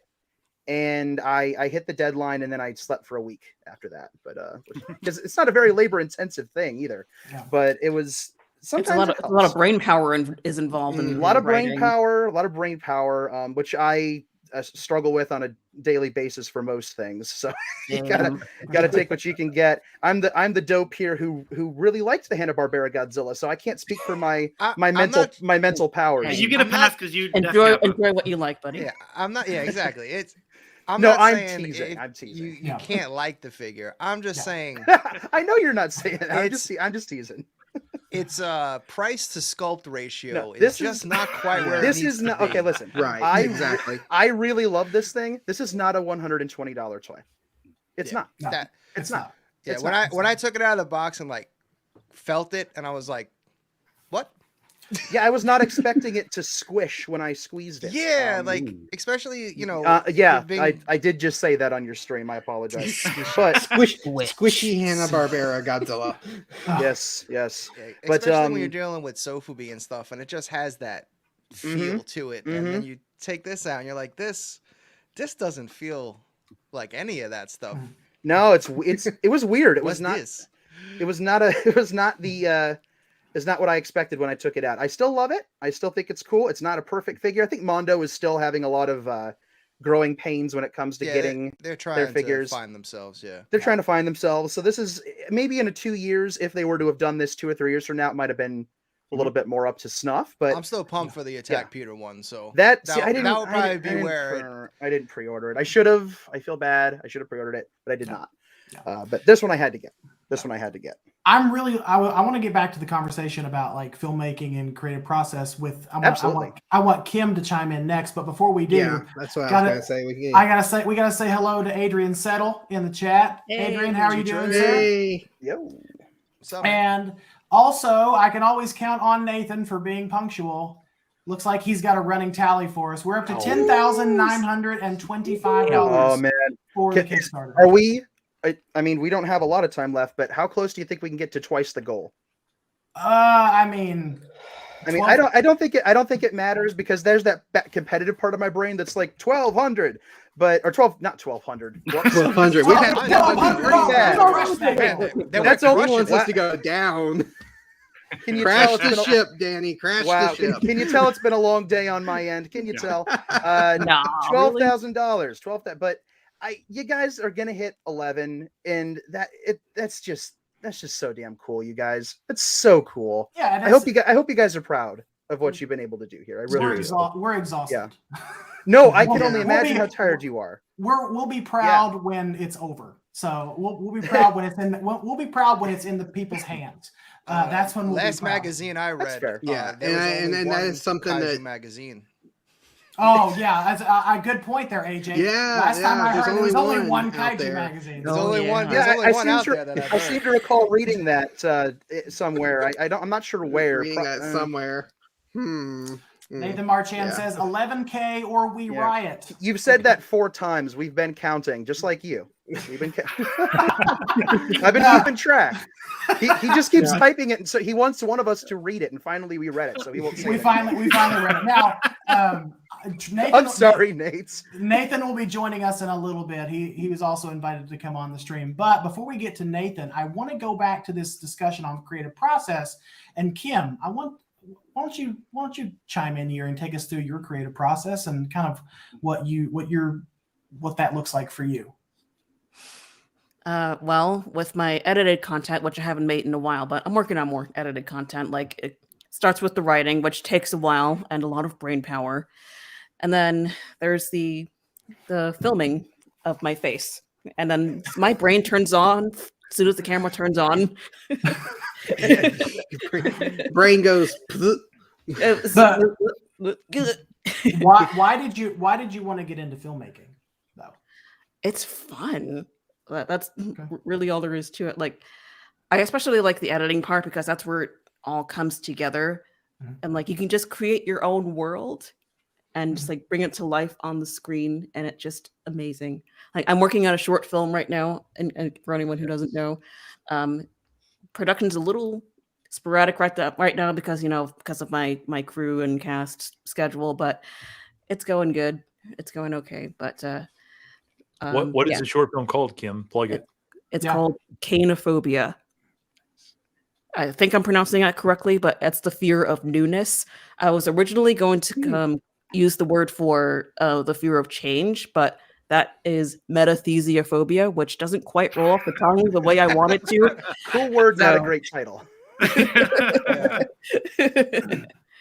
Yeah, it's about a woman who's like really lazy, and then the productive side of her brain keeps pestering her to get stuff done so her life can get better. It's based on a true story, mine. Okay. That sounds like Awesome. a story that I have seen in multiple people's lives, including this person's life. So that is a very, very relatable plot line for sure. If you've ever tried if you have a creative brain that wants to make things, but it's you. I'm not gonna. You explain it. It's your story. I want to hear from you. I mean, yeah, you hit the nail on the head. Like, you're a creative person. Like, all right, I have all these ideas. Like, I have, look, here's a list, just a short list of projects that I've started but have not finished yet. This is just like not even half of it. Okay. Sure.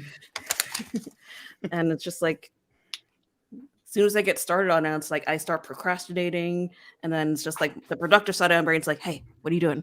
What are you doing? It's not going to get done if you don't do it. What are you doing? But yeah, super relatable. Hey, Robert, what's up, man? My good buddy. Kim, talk a little bit about some upcoming projects you do. Aside from that, what are some other upcoming projects that you have cooking up? Well, I have a couple of video essays. One is about relating Godzilla to German Expressionism.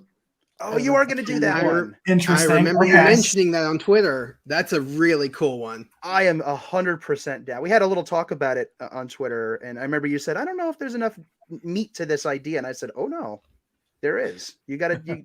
I cannot wait to see what you have put in that video. That's going to be awesome. I'm excited." Awesome. I don't know when it's going to be done, but it is going to get done at some point. Yes. Let's see.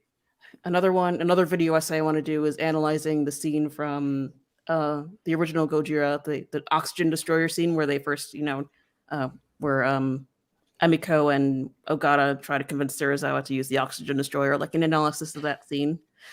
A bunch of stuff. Godzilla Singular Point review and a review of the live action Sailor Moon series. Oh, cool. Okay. Nice. Okay. There's a live action Sailor Moon. Where the hell have I been? It's called Sexy Rangers, AJ. No, that's not what it is. Well, you got me to snort on camera, Michael. Thanks a lot. Is it not suitable for work? Where are you going, Mike? 3 guesses. Is it suitable for work? I'll let you. I'm gonna say no. I have seen it. It is not as bad. Of course, it's not as bad as people say it is. Actually, it's not as bad as the title makes it out to be. It's just not appropriate for Kaiju Weekly podcast because we try to keep things family friendly. So. Enough said. Except for all the Yeti nipple talk. Except for all the Yeti nipple talk. That's firmly in PG territory, if not slightly higher. Yeah. We'll keep it around PG-13 level is where we like to stay. Yeah, sometimes the Yeti nipple jokes enter PG-13 range. Yeah, I mean it's hard not to. With Speaking movie, that's a good segue into giving a shout out to our good friend Elijah Thomas. Elijah, what's up, man? Thank you, Elijah, for popping in the chat. We appreciate you being a fervent supporter of what we're doing at Kaiju Ramen Magazine, and we just appreciate you because Elijah contributed a lot of stuff. He's already published like 2 articles on the website so far. He's wrote 3 articles for the magazine or working. I think he's been in every single issue. Actually, I think he's one of the ones that's been in every. Elijah, when do you sleep? When do you sleep? He never does. He does. He never does. I mean, I know it was rhetorical. I know he never sleeps, but I one of these days he's gonna have to take a nap. It's gonna have to happen. What did he? Oh yeah, that's right. I was trying to remember what did he do in the last issue, but that's right. He did the history of Godzilla in animated form. Right. So we have his article there. That was for the most recent one. He's done, but yeah, I think he's one. Him and Nathan and Sam have all contributed to all 4 of the issues that we've done so far. And also moving into issue 5 too, because I've already started work on issue 5. I'm gonna keep pestering. I'm gonna keep pestering Matt to write an article for a future issue. Please, of yes. Kaiju Ramen. Maybe chronicling his experience in Japan when he went to go see the anime trilogy all 3 times in Japan. Well, you and I will have to sit down. Maybe you and I and Travis can sit down and kind of like try to narrow it down to something that might be feasible, because there's a lot that goes into it's not to say that, you couldn't write the whole experience, but sure, the focus on like each of those trips could be done in a certain way. But like I told you, man, I'm thinking about it. My writing skills are not up to snuff these days. I'm mostly in the video scene, so to write something up would take a lot. But that's why we have that's why we have editors. That's why we have Danny. Yeah, and Nathan. Yeah, well, and Danny's got whip your stuff into shape. I'll whip your stuff into shape for you. We're not starting the voices now, good sir. Come on. No, I'm sorry. Hey, why not then? Fun. No. She's got a point. She's got a point. No, we're not doing that. We're not doing that. Why not? Why can't we do it just for a little bit? We're not doing the voices, Kim. Please hush. No, this is not time for the voices. It's not time for the voices, Kim. Thank you very much. Michael, to save us from this, I tried, Kim. I tried. Next time. Do you want to show off some of the artwork that we've already gotten we're going to include? I'm glad that you said that, because I was just thinking about when I could insert that into this broadcast. Because we've got, so let me just, while you're pulling it up, I'm going to let everybody know again, in case you missed early on, we're doing the Kaiju versus Ramen fan art challenge, where we are taking whatever artwork that you provide for us that's Kaiju and Ramen themed, and we're going to include it in the magazine, in the final product, because we passed our stretch goal. And so we've already gotten some submissions from some people. So, and I put their names by all their pieces, so you can actually see what their names are on the file names. So yeah, there you go, Kim. That's just take a photo, email it to me, and then you're good. Yeah, pretty much. Pretty much. Later. So we wanted to do this because, one, we wanted to see if we could get to 9,000, and we've already crushed 9,000. So but 2, we wanted to give back in some small way to some of the artists in the community, because as we talked about AJ on your stream, like there's the one thing that we value the most in the kaiju community is the artists, because we don't have to get into it with GFan and GFest, about that whole debacle, but we felt that there was a need to highlight some smaller, lesser known or some up and coming artists within the community. So we put out a call, like Travis said, to some of the artists to give us their work, and we will feature it in the back of the book or somewhere in the book. I'm working on it. I don't know where to put it yet. So it'll be there. It'll be in there somewhere. It'll be in there somewhere. I just don't know where yet. So I got to make a space for it. But we did get some really fantastic submissions. So I'm going to go through these right now and show y'all what we have. So this one is from Chris Jones, a fantastic black and white sketch. Yeah, and he said this was an original kaiju that he had come up with. I can't remember what name he used. I have it in the email that he sent us, but he said it was an original. Here it is. It was, hold on, I can't find the name of it. But yeah, he said it was like an original kaiju that he had worked on. But yeah, that's it. Great work. Love it. Love the black and white. Love the clean line work. The line work is awesome. Great in that one. Yeah, this is going to be AJ when he gets done with his glow up at the gym. Oh yeah, this is going to be this is totally AJ right here. This one came from Damien Noyce, our friend Damon. Noyce, yeah. Yeah, who is a longtime listener of our podcast. We love interacting with Damon so much. He is such a fun person to talk to because he's been actually a guest on Nathan's podcast. So whenever we get to interact with him, it's so much fun. He sent us a Gaigan in a bowl of ramen, and I love the egg on the top horn. So great. Yeah, absolutely. It reminds me of that poster artwork we did for, I think it was issue 1 with Tanner. Is it Tanner Wright? Tanner Wright, yeah, gave us some artwork of Gaigan trying to eat ramen with his big hook hands. Yeah. This one is a really cool piece, and I know Jay is going to appreciate this one. Nice. Oh my gosh. There we go. Clifford, let's go. Clifford. All kaiju in there. All kaiju. This has so much kaiju. This has a little taste of everything in it. I love it. I love it so much. This one comes from Daniel L. Gray did this submission. And this actually, I'm glad that he sent us this one because after listening to your episode on the Stay Puft Marshmallow Man, Jay, although I still don't agree with you, but it's this great art. I have to admit.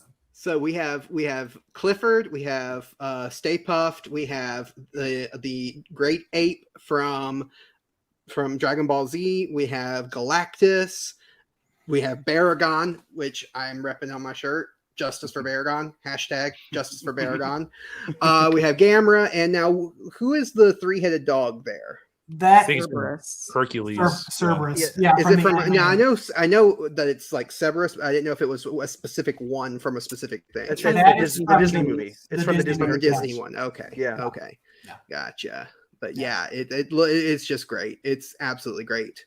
Yeah, this is beautiful. This is beautiful artwork. Do we have to show this one? This one comes from somebody named Danai Diamond. Dernal Demurna. Diamogene. Dimogene Dan. That should have been my name.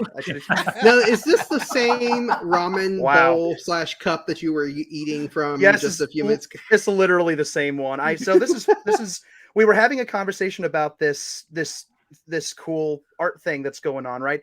And I said to myself, I want to contribute and I want to do a photo, but it would be really cool if I had a Godzilla themed ramen bowl. The very next day I was at here I am. I was at Books A Million, and I'm behind the Yeah, it's stuck not back me here. down Kicker. there now. Behind the kicker. I was at Books A Million, and they have a great Godzilla section there, and they had a kaiju, Godzilla specific ramen bowl, and I was like, well, I gotta get it. So I literally took it home that night, took out the Rhedosaur, and took a nice photo. Yeah. Where did you get the Rhedosaurus from, Danny? It's not important. Okay. It's not important. Just I making think sure. I think it's like some schmuck above him. Some schmuck who's above me in life and on this stream. In so many ways. No, AJ, my man, thank you so much for this thing. I Thank you am in for the love with support, this man. figure. I love it so much. I know. It is so good. It is so so good. It is so good. So I'm happy. I'm thrilled to have that figure in my collection, and I wanted to do something fun with that it. I always like as soon as it was announced, because we were covering it on the podcast when it was announced, and I was like, I'm not a collector. I don't spend a lot of money on figures and stuff, but I was like, I really want this Rhedosaurus, and I didn't get it, but it looks so fantastic. It is one of the most beautiful figures I have. It's just amazing. It's just amazing. I love it. For sure. What's the next one? Oh, this one comes from our friend David Eric Dobko. I had a feeling that was David. Yeah, that's his sense Yeah. of humor right there. This Yeah. is totally David. I love it. Absolutely love it. This one gave me a spit take, Danny, when I saw it. So no, this is great. This is great. Dada in the ramen bowl. It really does look like he's trying to make a break for it. He's like, oh no. Or maybe he's just coming up out of the ramen. He's like, da-da. There you go. Ta-da! Nice. This one is from our friend David Oh. Robertson. It looks like David. this is a ramen hedora. I love Uh, this. It That's does, awesome. yeah. Hedora It ramen. looks great. That's so clever. That's such a good idea. Yeah, and using the Naruto for the eyes and That's stuff. so Oh, clever. man. Yeah, What a for good- sure. I love that. Yeah, love Kaiju that. fans are so flippin' creative, man. They really are. Mhm. It's just a They really bunch are. of very, very creative people. Well, we can't forget about this good boy or girl Yes. or girl. Oh, Uh, I love it. This is gorgeous. This is by Matt Nelson. So thank Matt if you're in the stream or if you watch this after the fact. Thank you so much for this. It's beautiful work, and you made Travis's squishy little heart so happy. Justice for Baragon. Oh, can I get a rah? Can we get some rounds in the chat? Yeah, there we go. Okay, so this one is from Red Star Father. He actually sent us a couple of them. So this is his take on Singular Point Godzilla. I really like this one. I love the coloring on it. Just the light cast from the lamp in the background, and it just that pissed off look he has on his face is just so interesting. Yeah, He's mad because this ramen is cold. Oh, I'd like to return my order. It is very cold. I Very can, cold yeah, order. this Godzilla totally has a lisp, I'm sure. That's not where I was going, Michael. Oh, I thought. Sorry, my bad. Man, Hold on go a ahead. second. Go hey, ahead. show the wider version of it too, Michael. I was gonna say, go ahead and say it, Kim. I'm. Canceled. Thank you. There you go. How many There you times has go. he been on and recanceled? It's a hopeless cycle at this point. It is Endless loop. It is. I remember I saw this on Twitter, this picture on Twitter, and the artist said that they like the other half more. But I like Yeah. I like the full composition. I do Yeah. too. I saw like that too, and I was like, yeah, I like it because I mean, you can't get enough. What is it, Kamada-kun? Kamada-kun, yeah, you can't Yeah, get enough of that little Kamada-kun. that ugly little spud. I love What's him. on his tongue? It looks like one of the You Naruto. don't want to know. You don't want to know. The less you No, know. it looks like one of the You have to get Naruto. that tested. It's a Tic Tac. Yeah. Is it? It's- Yeah, it's yeah, totally sure. a Tic Tac. Tic Tac. Let's just go with Tic Tac. No, you guys are making it so much worse. It's just one of the little Narutos. It's one of the little spiral fish cakes. I didn't say anything. I said Tic Tac. I Okay. just asked a simple question. I was actually genuinely curious what it was. And I'm the one. being It's one of the quiet. spiral I'm sorry. fish cakes that you have in ramen a lot. It's called Naruto. Yeah, for sure. It's beautiful work. I can't wait to include this in the magazine. Speaking of beautiful work, this one is done by our friend Rebecca Hudgens. She is one of the co-hosts of the Deer Space podcast and the artist who did the art for the Power Trip podcast, and she is great. She's fantastic. She's awesome. The Power Trip podcast art is just like super next level cool. I love that. Yeah. This is really cool. This is Yeah. really cool. This is really cool. I have no idea who any of these characters are, but it's beautiful. Well, I'm seeing Got some. some, I like, actually Attack okay. on Titan vibes. Definitely some Attack That's what on I was Titan. thinking. Yeah, But these are not definitely Attack looks- on Titan characters. No, and I'm it's actually not. I'm drawing a blank on who these are. Mhm. And They might be original characters. They They very may well be. might be. They I've may never be. seen. I've never seen them. It might be original characters. Did, I'm not uh, sure. They definitely have. The middle one looks like a blend of Devilman and like one of the Titans from Attack on Titan. It's got some like a good colossal, mix. Titan. Yeah. mouth drippies going on. That's the technical term for those, by the way. Mouth drippies. Mouth That's actually what that's drippies. called. Yeah, that's a Yeah, very confirmed. that's the very scientific term to that. But that's Very scientific. Yeah, that's beautiful art, Rebecca. Thank you so much for that. And then we've got some photos. That's Nothing fun. I love it. I love it. Now this person sent us 3 different ones, and they did say which one they wanted us to go with, but I went ahead and saved all 3 of them into this folder because Okay. I did like all 3 of them. So this was Okay. just one of them. Okay. Well, here's the next one. This one's probably my favorite, honestly. Yeah, this is the one they went with. This is the one they said that they wanted this to be the one that we went with in the magazine. So that's the one that's going to be in the book. But I had to show off all 3 of them because they were all 3 great. Yeah. And this is from Wings of Bahamut 8. I think it's how you say the Bahamut. Bahamut. Bahamut. Okay. Satan, basically. No, it's Yeah. Baphomet. That's about That's Baphomet. Which I thought that was what they was trying to write at first, but I wasn't sure. So Well, Bahamut. If I looked it up just to make sure I was pronouncing it right, but Bahamut has like multiple different ways of saying it, so maybe it's the same thing as Baphomet. But yeah, I looked it up to make sure that I was going to say it right. this one's a pretty good one too. I like the way this one's composed. They're all more good. than the first one. Yeah, they're all good. I do like it, but I mean the idea of Kong just taking the noodle and like trying to choke Godzilla out with it, it's just for sure. Well, that's all we have, right? At least right now. So if you have some art you want to show off, I know Robert Montserrat. If I can find his comment, I probably can't.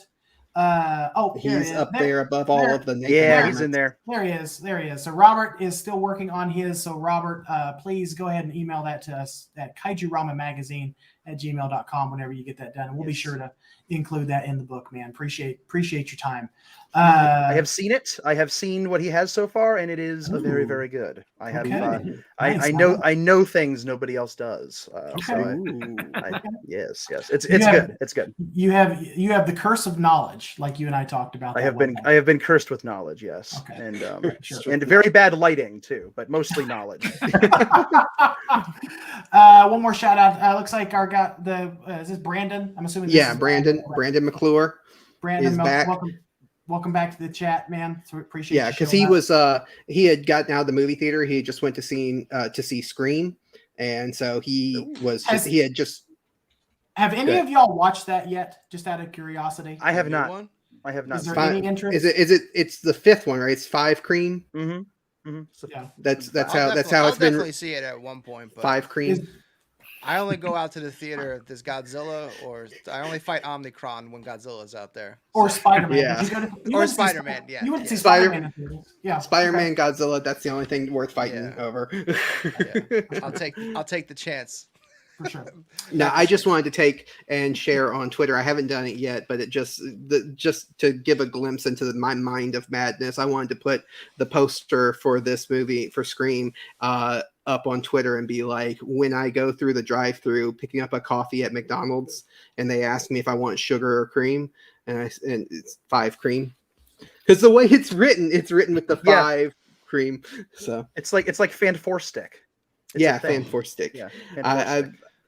I was making fun of my 17-year-old cousin the other day for being a kind of a dork, and then realized, no, I'm a dork, and it's even worse because my dorkiness goes online for everyone to see. So You broadcast your dorkiness. I broadcast on it. multiple platforms. I think we all in some way broadcast our dorkiness, and we're cool. We're cool with it. Every week I broadcast my awkwardness and dorkiness.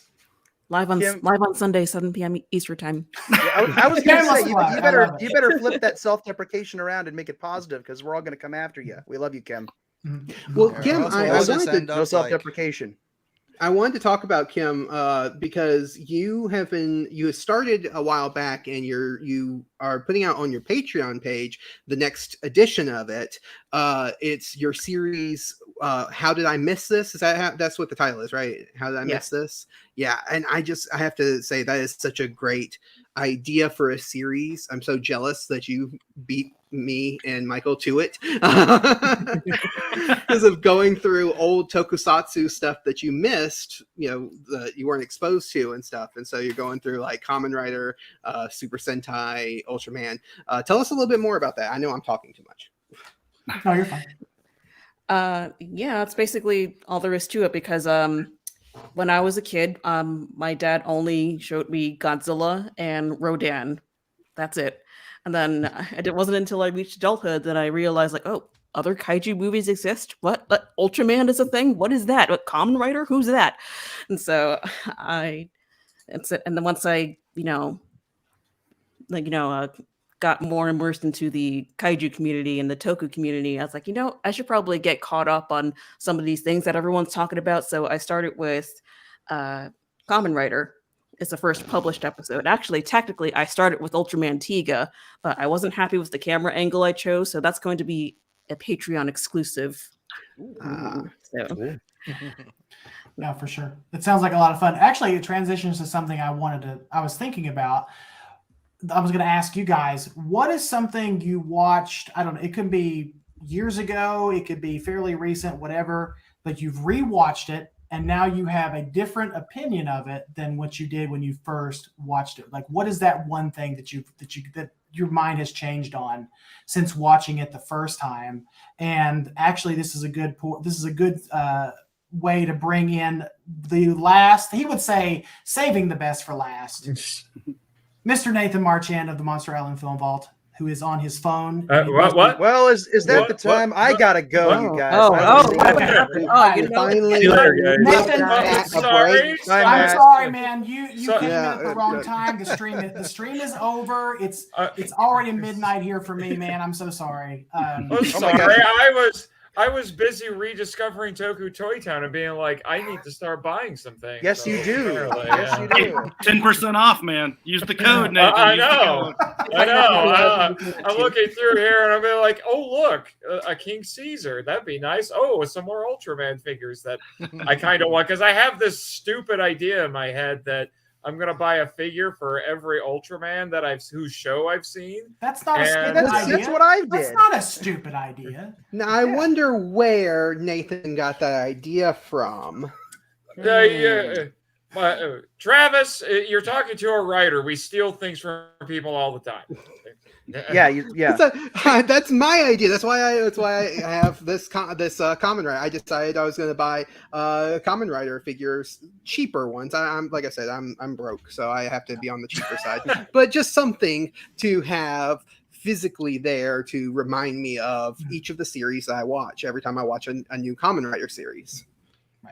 Yeah, sure. That's what I did with Ultraman. I've got a big line of them over here off camera, and I'd resolved that every time I finished a show, if I was at G-Fest and I saw the 6-inch figure of that Ultraman, I'd get it, and that'd be like my little toy reward for finishing that particular show. Also, Nate, Toku Toy Town is dangerous. So I'm just saying I'm surrounded. So it's what's that second book that you got? Which one now? No, which books did you get? The 84 SFX Godzilla 84. Yeah. And then this one, which absolutely blew my mind. I was only going to get the 84 one, but damn it, Jay. This Monster Planet of Godzilla 3D book. Oh, wow. My favorite purchases. The 3D. Yes, with the glasses. Sorry to derail you, Michael, but no, you're fine. My birthday is in April, so if you want to send that over to me. I, on the other hand, just felt like, sharing off the most pertinent thing that we're gotta upstage us. But yeah, I dare you, Nate, get on Toku Toy Town and then get on Kaiju Live and then try to sleep. It'll be the rest of your night going through both of those websites. I have been checking quite often during the stream, and I'm like, okay, let's try putting this in. Let's see what else I can find. Oh, that looks pretty. Mm-hmm. That's all out of stock, unfortunately, you bastards. And you know what you should buy, Nate? You should buy that Marasan 350 Bio Goji in the red and black translucent colorway that's on the site. I'm afraid to look that one up because Godzilla one? Yeah, the burning. I'm afraid to look that one up because I'm afraid the sticker might burn my retinas. The sticker price is not the sticker price. It doesn't matter. It's not about the price. It's about the joy that it gives you. Exactly. Thank you, AJ. That's what I tell myself as I look at my 8 Bio Goji 89 Marasan 350s here. Believe me, Actually, I want to bring this up. This is actually pretty exciting for me because I think at least half the people in here I have never talked to. So Well, no. Hi, excuse my you, name's excuse me. Daniel. Nice Yeah. to meet you. My name's Actually, Michael. I think Hi, my Mike. math is my math is off. I'm sorry. It's been a day. So I don't math. I was an English major. Shut up. You've never mentioned that no, before. You're an I- English major? That's crazy. Nathan's you- most prized possession that he in his collection has got to be the Funko Sailor Moon figure that me and Michael bought and sent to him. Actually, if you look really hard, you can see it up there on the shelf. That was my favorite thing. Right above my Trendmasters Godzilla and that Kong figure. That was my favorite thing that we did for you was just like we were like, we need to get him a Sailor Moon figure. My Where's friend, Kim? I think I was my gonna say friend, we lost Kim. Kim is Uh-oh. gone. I think we lost Nate, her. what did you do? What Nate? did you do to Kim, Nate? How could you? Why couldn't it have been I Matt? only had her on the sorry. podcast. I I'm only had her sorry. on my podcast, and she's like, her episode is one of my most popular ever. So. Yeah, I wonder why, because she's awesome. And you drove her away somehow. I'm blaming you. Of course you do. Yeah. of Okay, course I so do. with this bickering between Danny and Nate can go on for a long time. Forever. I don't want to get into that, but I do want to kind of go back to what the topic of discussion I was going to bring up before was, what is something that you've changed your mind on since watching it a second or even third time? It can even change your mind to the positive or to the negative. So Nate, I'll ask you, since you're the low man on the totem pole for this stream. What is something you have watched before, but then rewatched it and your mind has been changed on it? Well, And you have to say Power Rangers Turbo, the movie. My mind changed on that movie no, in the wrong direction. No, Michael, Boobatox is not enough. Anyway. Wow. Good night, everybody. Good night, everybody. We just recorded on all of this stuff over the weekend, so it's very fresh in my mind. But anyway, to keep it pertinent to what we're talking about, as weird as this might sound, actually GMK, I wasn't the biggest fan of GMK the first time that I saw it. At which, there's actually a podcast out there in the ether where you can hear me say that I actually wasn't all that impressed with it. But then when I watched it again later, having learned some more things, because there's a fair amount of cultural barriers in GMK, but once I broke some of those down, I had a much greater appreciation for it. Do you think it's a dark comedy? I was going to ask the same question. I'm glad you You did. bring that up. Yeah. I hope someone saw that edit that I made in the super edit where I was just like, if you zoom, I just was like, you had to zoom in my face because I was like, what the fuck is Matt talking about right now? He Yeah, just, Matt Michael- just rambled. What Michael actually asked me about that the next day, and I said, "Who the frick said this?" Because I didn't get to see very much of that stream. I was busy that evening, and then he told me, I'm like, "What's he smoking?" Everything. I see it though. I do see it. It's got But dark there's- humor, but it's not a I was dark gonna say, comedy. It's not a comedy. It's not a straight comedy. It does not have enough to be Yeah. considered a comedy for me. It's more like dark comic relief at that point, which really is a Yeah. comic relief. I mean, I kind of see that, because I kind of see, not fully, where You're Matt was coming from. You're stretching. It's a I'm big stretching. stretch. It's a big stretch. I agree. Reaching out there. Like, I'm specifically thinking about the scene of where the girl is in the hospital. Godzilla walks by the window, and she's she breathes that sigh of relief, and then the tail comes, and that's like, if you have a really dark sense of humor, that's kind of funny. Yeah, there's definitely some satire in it, but it's not a comedy. By the way, somebody decided to up their pledge $1. Hell yeah. Hell yeah. I'll take $1. So if now ever it's money. so now we're up to 10,926. So 10,926. I don't know.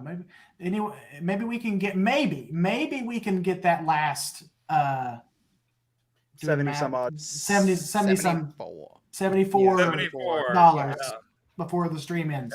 Now, Brandon, I just want to know where Kim is. I'm I'm very sure. worried.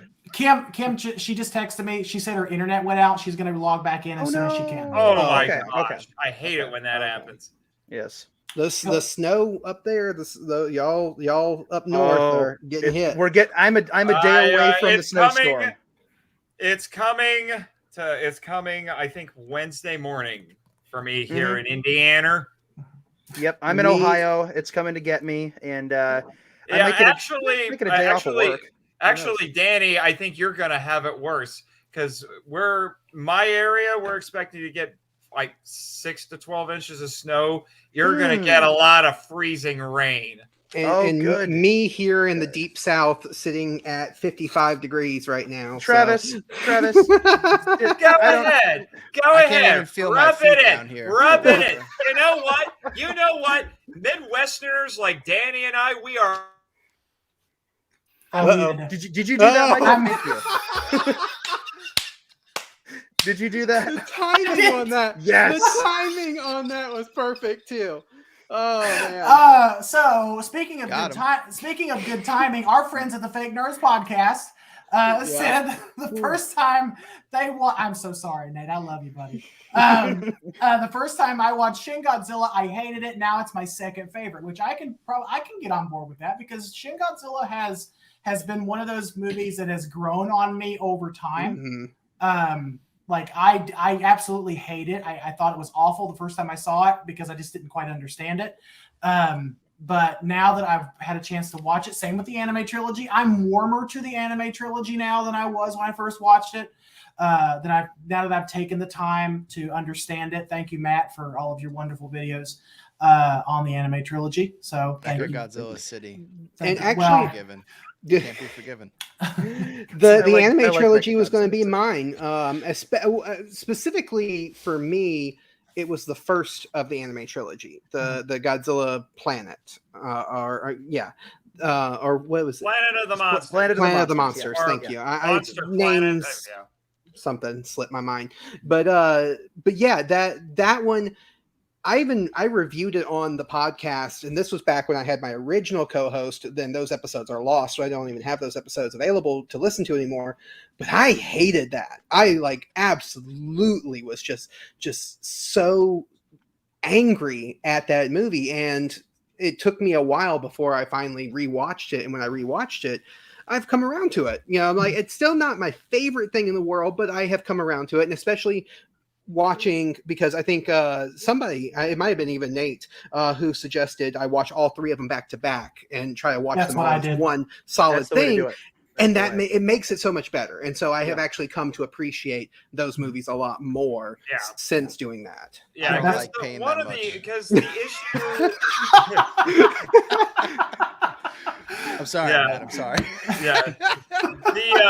One of the strengths and weaknesses of the anime trilogy is that it's not self-contained. Each one, it is one massive unit, and you have to take all three of them in connection to one another. So the first two end on cliffhangers, and then the last two can't stand alone at all without the ones before them. So basically, you're saying it's like a Marvel movie, is what you're saying. Yeah, it's Marvel. Complete with post-credit scenes because they all had post-credit scenes. Yeah, I've still never even watched the third one. Mechagodzilla City just. Oh, wow. I have never been more mad at something. Okay. So I was I'm done. I can understand. Hey, Kim, welcome back. She's back! Yay! The world makes sense again. I don't have to leave now. Yeah, so I can understand why people were upset, particularly with the second one. I love the design. Oh my gosh, that's awesome! I love the concept of the anime trilogy. I just don't like the execution. It's just I really thought that the ideas that it presented were really good. It's a lot like Singular Point. Singular Point presented a lot of ideas, and it's one of those types of things that if you're willing to go along with those ideas and just go along with the ride, then you can enjoy it. But if you're one of those ones that it's just like, okay, no, these ideas are too much for me, it's not clicking with me, and you're not all along for the ride, then yeah, I understand why it doesn't gel with people. But I did, and because I was one of those ones, but I have definitely come around to them a lot more. They're, like I said, they're still not top of my list, but they've moved up. Jay, we haven't heard from you in a while. What's a film you've watched and then now rewatched and you've had your mind changed on, or have changed your mind on? You know, I didn't hate this film at any point, but I would say it definitely was a lower tier Godzilla film for me, and that was Return of Godzilla. I just felt like growing up as a kid, I felt that the pacing was odd for me, and then over time, I've come to really appreciate it because Yosuke Natsuki, his work as Hayashida, I think it's grounded, and he obviously brings such a great acting pedigree, right? But that I think I think he probably did a better job in that role than I know Harada was supposed to do before he got ill and stuff. But I even think like that role, he's so grounded, such a kind of a funny harebrained type of scheme with the sounds of the birds and the frequencies and everything. But yet his acting pedigree and what he brings to that, I think really grounds, and it's beautiful. Obviously you have Yosuke Sawaguchi, was my Heisei crush, so she's awesome, but mostly because of Yamada Takaru. But and then I mean, I'm a huge fan. Like I think over time, throughout the entire Showa era and through Heisei, like appreciating some of the human roles, right? I mean, I'm a big Hiroshi Koizumi fan, and I mean, his subtlety that he brings to a lot of his roles. Seeing him and Natsuki. I'm just looking there. I'm saying, "Oh, that's Detective Shindo, and that's that's Tsukioka from Godzilla Raids Again." They're basically solving the big problem. So I get that little bit of fan service there from Return to Godzilla, and seeing cameos from like Yoshifumi Tajime, who like Kumiyama in Mothra vs. Godzilla is like I think one of the best roles ever. Seeing him in there, like I think all of that kind of builds it up for me personally. And now like it's a film that I really do enjoy watching, and I think from like start to finish, there's enough in there for me to like make it. I wouldn't say it's not in my top cluster of Godzilla films, but it's definitely above middle tier, and it never was until probably the last couple of years. So that's one that for me, I absolutely like. I think I definitely warmed up on over the last year or so. We lost Matt now. Yeah, we lost Matt now. I must have said something controversial there. What did you do, Jay? I know, right? But no, I think like I feel like Return of Godzilla is one of those movies that a lot of fans either love it or they hate it, and I feel like they hate it for really dumb reasons. A lot of the complaints I hear about Return of Godzilla. Welcome back, Matt. Welcome there back, he Matt. is. That was weird. Sorry about that. Is just we're having all kinds of internet issues tonight, apparently. Yeah. Who's First next? my internet went kaput, then Matt's internet went kaput. Yeah. What's going on? Who's next? Who's next? Maybe the stream's getting too long, Michael. Maybe so. But We got Kim, half an hour. Go ahead and tell us what's something that because this conversation started by you telling us like you're revisiting stuff and like finding out about stuff. What's something you've watched in the past that you've watched maybe recently or somewhat recently that your mind has kind of changed on? Well, when I first saw Shin Godzilla on the big screen, I thought it was okay at best. I wasn't, completely in love with it. But then every time I watched it after that, I grew to appreciate it more and more. Like the military scene in that film is just, mwah. I think that's my favorite scene. Aside from the Who Will Know scene, of course. Of course. But yeah, that's a really good film. I think it's in my top 10 now. Okay. Nice. Matt, what you got to say, man? I'm not trying to just retread old ground, but I'm gonna say the first Godzilla anime movie. That 2-week trip out to Japan strictly to see that, coming off the tail of my buddy who had gone the previous summer to see Shin with that G-Tor group. So there's a lot of hype writing on the anime because you hear the whole thing. Oh, it's animation. You can do whatever you want. Who knows? And I just remember being pretty disappointed when I first saw it. And then after the fact, I think I saw it later that night again, and I kind of was like, okay. And then for the following two, I really tempered my expectations. Like I was thinking like right here, I was like coming off of Shin. I'm like, okay, what do we got? And I was like, seriously? So it's got its problems for sure. But it's something that I've kind of grown to appreciate, and I'm very much biased towards those movies, I will fully admit, but it's that's my choice. Yeah, I think actually, that was something I was going to bring up because I think this could be a good conversation to talk about managing expectations when it comes to these things. Because that was, I think, the big problem that City on the Edge of Battle had, because people were kind of misled in the advertising and with all the toys and everything that were coming out. So they really thought they were going to get a real Mechagodzilla, and they didn't. It was a little bit of a bait and switch, whether they meant it to be or not. Yeah. I don't know if it was so much of a bait and switch. It was pretty silly, but they needed some angle to get people in. But there was never really a promise that was going to happen. But again, he's all over the advertising. I get what you're saying, but it's whether they intended it or not, They it made created a toy expectations. of something that's not even in the movie. Right. Yeah. Yeah. it's not true. It's in the first movie for about 5 seconds. Yeah, it's in there. and you missed it. Yeah, you're right. Like It doesn't Skeleturtle. exist. My And then complete it's a pile of garbage in the second. So I mean, it's Like we might as well get an Anguirus skeleton from Godzilla King of the Monsters. It's the same.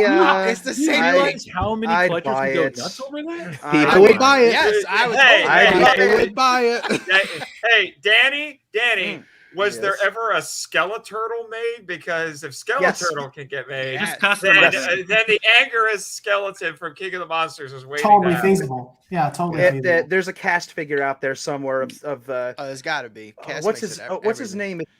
I'm trying to think of his what is it? It's Mystery Bones. It's not Turtle. I'm thinking wrong. It's Infant Island's Mystery Bones is the translation. I don't remember how to say it in Japanese, but you can get a little cast figure, and I mean little, of Skeleturtle, as he's called. So it is out. I don't have one, but he is out there. So yes, that does exist. We all know you want one. Hey, Toku No, Toy I Town, get us a Skeleturtle. Hey, he's in the best movie. Skeleturtle is in the best movie. So yeah. That is true. Yeah. Danny will buy all of them. Yeah, So, I know. It's true. AJ, have you told us what movie you've changed your opinion on? Does it have to be kaiju, or it could just be anything? Hey, You honestly, can go with anything. go with anything. So my daughter is a huge Ninja Turtle fan. Thank you. I feel like I've done justice. Yeah. She loves Ninja Turtles. So we started watching the movies, the live action movies. Right. And I remember as a kid, the third movie was always like bad. Oh, yeah. Right? Like you were just like, but as a kid, you were like, whatever, it's Falling fun. apart. Help! I'm a Holy- turtle and I can't get up. Holy shit. That is the worst goddamn movie. I couldn't even believe because like when you watch them back to back as all three of them as an adult, you're like, what the? And then I never realized as a kid that Jim Henson wasn't a part of the third movie, which explains a Right. lot. Yeah. Good Yeah. Lord. They can't Just show Splinter from the waist down because the suit Yeah. doesn't exist. Yeah. Just watch the opening of that movie. It is. It's like when they did the TV show where they I was Next about to mutation, say Power Rangers and introduced the girl turtle, and you're Yeah. like, what is happening? What- Yeah, We're I in was this show about to right now. ask AJ, have you seen Next Mutation? Because That's what it was like. they found Yeah. a way to make it worse. Yeah. Yeah. So that's something that I went back and watched and was like, all right, so confirm this was actually worse than I remember it being. But kaiju related, I actually want to say Gamera 3. I remember enjoying that as a kid, the Hesai version, and I just Gamera 2 forever, man. Gamera 2 forever. Thank you. Gamera 3 is just, aside from the design, which I still prefer Gamera 96 anyway, just the Iris movie is just boring to me. I don't know. You know, I it's think- interesting. We had a conversation, maybe my co-host on YHS on off air about the Heisei trilogy with Gamera. Obviously, universally beloved for the most part by all kaiju fans. Oh yeah. But it's interesting because that's one that I said that over time, over multiple viewings, for some people, I feel like it loses a little bit of its luster because I remember watching, when I first saw Guardian, and I was like, I only know Showa Gamera, obviously and it was such a departure. It's such a mature departure that was like gritty and real and all this good stuff. And like now we've lived with that for 20, 30 years, right? So like every watching, like you don't have that shock and awe, and that kind of that immediate, increase from quality from what we saw in the Showa era. And I feel like all of the Gamera, Heisei, even though they're still awesome, A+, love them, like I just feel like I don't get that same feeling like this is important. This is like the greatest stuff ever. Because I just feel like we're so far removed from what the big jump that it made in the 90s. So I don't know. I just feel like it's an interesting topic to discuss with those Gamera specifically, and Iris included. I still think Gamera 2 is like the upper echelon of kaiju movies. Yeah, I actually I've heard some people talking about, what's a movie or whatever that you could have erased from your memory so you could experience it for the first time again. And I think that's what you're getting into, Jay, is yeah, there is a certain level of that, and a lot of people try to maintain that high. I mean, I feel like for a lot of people, that was seeing Star Wars back in 1977, and it hasn't quite been the same since then. Yeah, it's like watching Boba Fett, and you're like, this show kind of is bad. I've only seen the first episode. But then the last episode, you were like, oh, I'm back. Here we go. It is that high I was. That's because the last episode isn't about Boba Fett. It's about the character everyone loves right now. You're not wrong, but yes. And I'm just so glad that Bryce Dallas Howard came back and was like, let me show you boys how it's done. Yeah. Robert Rodriguez, sit down because you're trash. You're trash now. You don't like Boba Fett in Slippery When Fett when he's he's always in his underwear. Those did look like long johns. I'm not gonna lie. Yeah. I just freaking back to thing. I don't get it. Like Rodriguez, it's really is like he's directing Spy Kids. All of his it's so wide. Like there will be no Spy Kids slander in this stream, by the way. Guys, but he hasn't left from Spy Kids. Yeah, yeah. When he does an episode, shut up, we need to talk about money. Sorry, go ahead. Do you feel though, Boba? Do you feel like that it could be a little bit of like that WandaVision, where if we look at it now, some people look at it now and very positive because you've seen it in totality. But if you think about it, I remember thinking episode 3 or 4, okay, let's roll with this. Who's the big bad? What's going on here? And so Boba Fett, I'm hoping these last 2 episodes, right? 2 episodes. Yeah, left, I think. There should be 2 more. Yeah, I'm hoping that it's it was worth the wait, but I don't know how they're going to do it. I'm not optimistic, but I'm hoping that I could look at it back at this point. hindsight. I'm just hoping they pay off. I'm just hoping that they pay off Boba Fett riding a Rancor. That's all I'm. Zordon's calling. Yes, guys, you found me out. I should have turned it off. Yes, I'm on the Power Ranger. But reserves. yes, the Kickstarter is just real quick. And then we can continue our conversations. But the Kickstarter is at $10,988. That's amazing. Yeah, $2. So close. So if you get to 11, you doing NFTs? You doing NFTs at 11? Is that the stretch goal? I will put $22 for NFT right now. Maybe we can make all the fan art submissions NFTs. That'll make people happy. That'll make so many people happy. I like to say that I have standards, but then when money comes along, it's like, oh, standards. What are those? I have to ask in the chat because I know Robert's still in the chat. Robert, when you give us your artwork, can we turn your art into an NFT? Would you care if we did that? So we have, how much time do we have left? So we have 20 minutes, 22 minutes, 21 minutes. Yeah. We have 21 minutes to make $12. Come on, people. Well, according to the Kickstarter, because the Kickstarter is set for Pacific time. So it's actually going to be midnight Pacific time, but we're not going to go until all the way to the end. Well, of that. dang it. All right. So, okay, that makes sense. So I thought it ended. Okay. Never mind. I should. I honestly thought it was Central Time, so that's my screw up. Because I told everybody, it ends at Central Time. Well, no, it doesn't. No, yeah, it's set for Pacific Time. Yeah. But talking real quick, we're going back to the Gamera because I know Brandon's in the chat, and Brandon is a huge Gamera fan. Yeah, so. For me, the Gamera trilogy, the Heisei trilogy, is really interesting because I live in an area where getting kaiju media is very difficult, and it has always been very difficult. It's a little bit easier now, but was always very difficult. So my exposure to the Heisei trilogy was not in order. I actually was I watched Gamera 3 first, and. Really? Of So you the had no three of idea what them, was going on. yeah, of the three of them, confused. that is the one that you need to watch the other ones to understand. Yeah, And we're that's just my like, first what one. the Yeah, so I have definitely changed my opinion on that one because I find it less confusing now that I've seen the other Yeah. ones.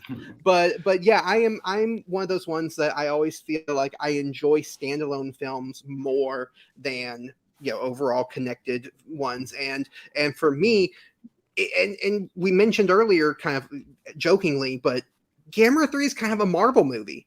It's fun. It does have a lot to say, but if you don't watch the previous movies, you don't know what's going on. There's a lot of Yeah, things but you're that not are. going to go into watching a movie called Gamera 3. Yeah, I was gonna say. Well, yeah, but for me, it wasn't called Gamera 3. It was called Gamera Revenge of Iris. So Fair. I didn't know it was the third one. Well, Hamlet 2. Hamlet 2. Yeah. I but so will I admit- that's why I like the second one more, because it's more standalone. It's the one that you can watch without having any previous knowledge and kind of just enjoy the ride. Yeah, for sure. Well, yeah. You could do that with Guardian, though.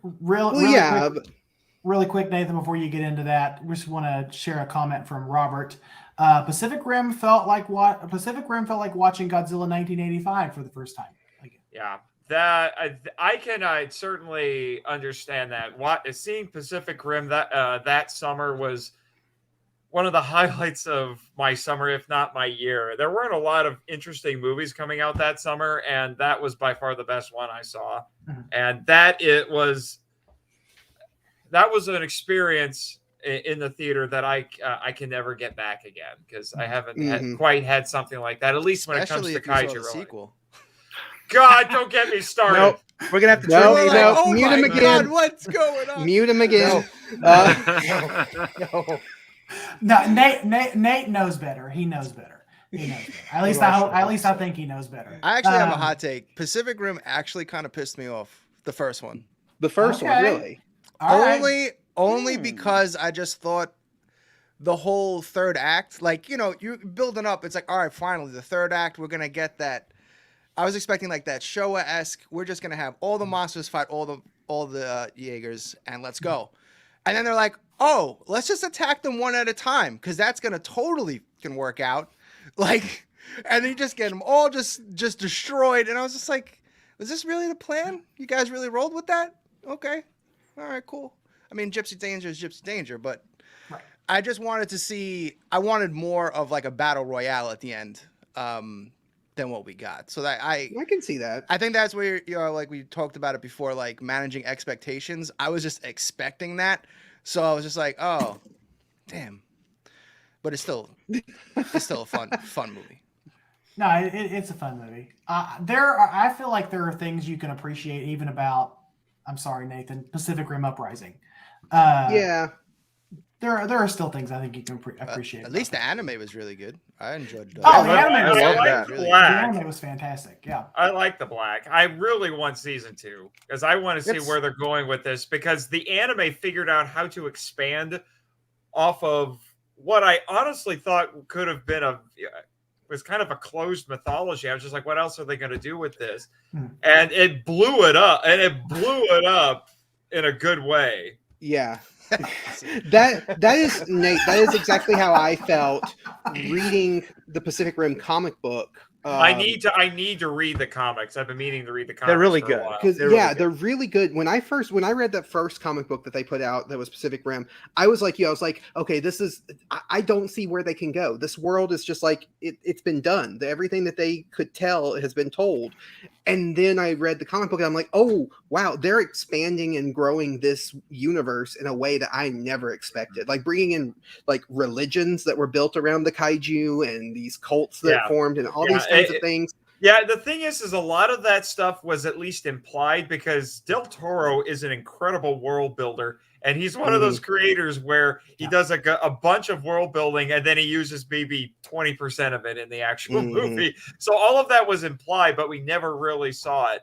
And that's what the Black has been able to expand all that. One of the things I love so much about the Black is that it's taking the concept of drifting and it's exploring that and what you can do with it, which is one of the problems that Uprising had. But At least Uprising put in a bunch of Toho monsters on the screen.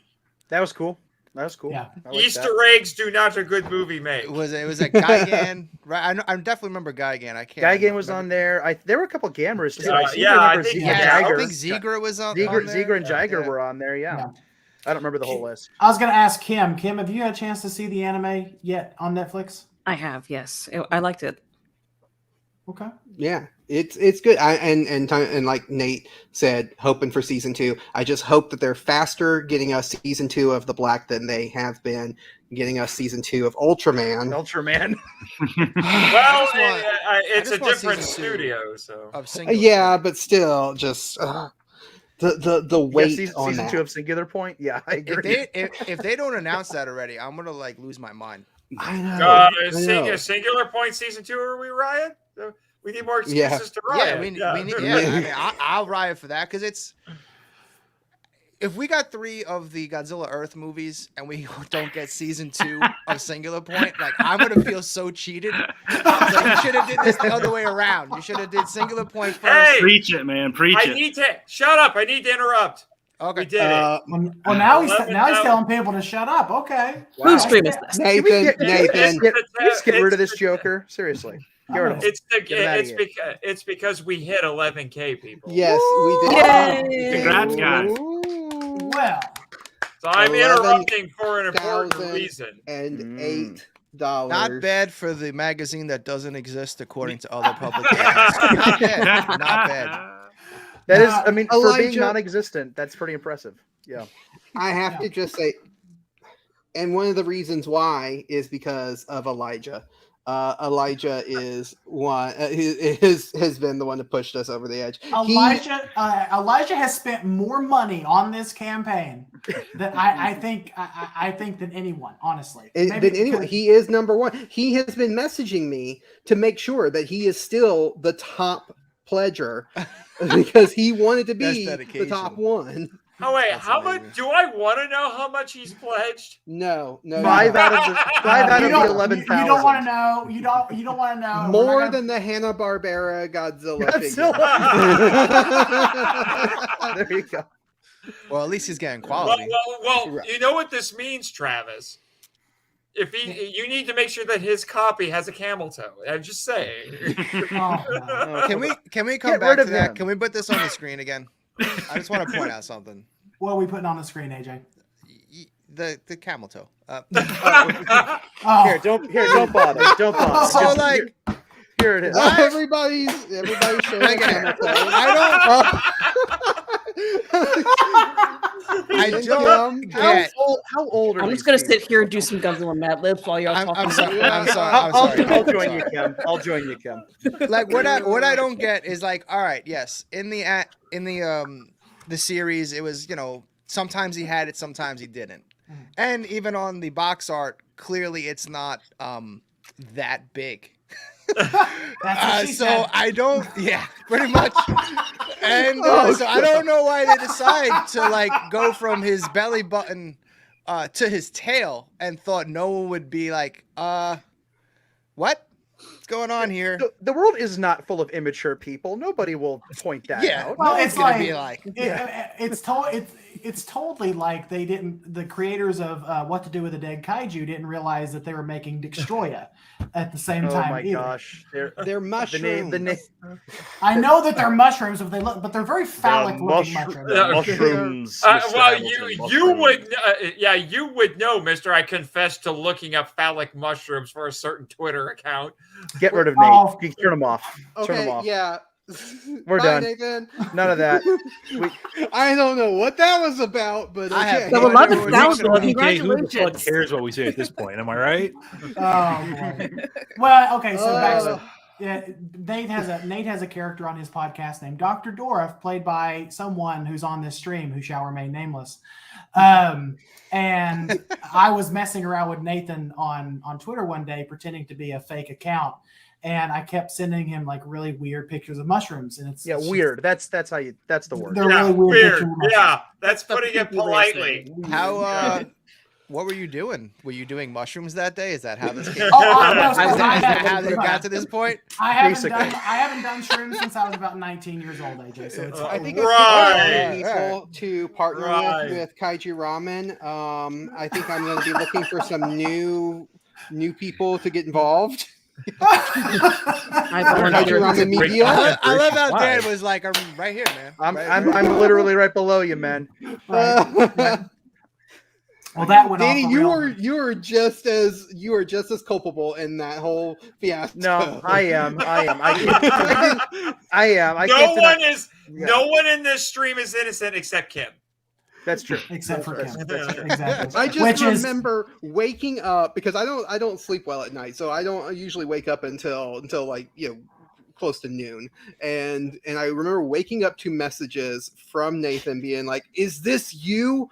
And it's like screenshots of this Twitter account that I had no idea what was going on. I'm like, I just woke Yeah. up. What is going on? I don't know. This was all Michael's devious plan. My role in it was keeping a straight face and pretending like I didn't know that Michael was the one messing with Nate. Danny, do you know? You got to tell me, Nate. You really think I wouldn't tell you if I knew? No.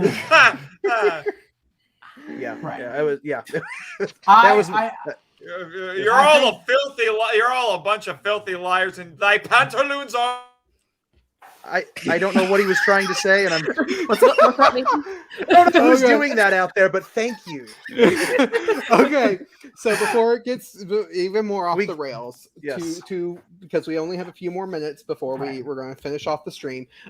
Let's give some previews of what is to come in Kaiju Ramen issue 5.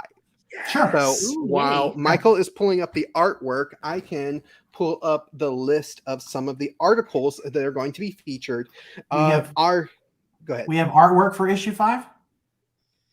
The I'm- cover. I'm joking. Don't I'm you joking. don't I'm start with look. I'm too old for this now. I'm joking. What? I'm joking. Totally joking. So I guess we will start while Travis is getting his notes together. I actually do have the artwork pulled up, and it is by the always wonderful Miss Lisa Nabziger. Is going to be doing the cover art for issue 5 for us. That's so cute.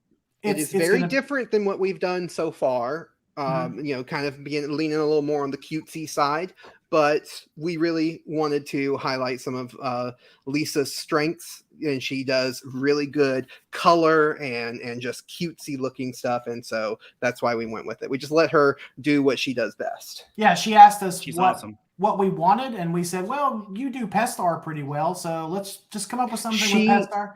She loves Pestar so much. That is She one of has her good favorite taste. kaijus. She Yeah. has good that's my favorite Ultra Monster too, so I'm into it. Yeah, for sure. But this is beautiful. I can't wait to get this in folks' hands for issue 5. So it's fantastic. Thank you, Lisa. If you see this stream, you're fantastic.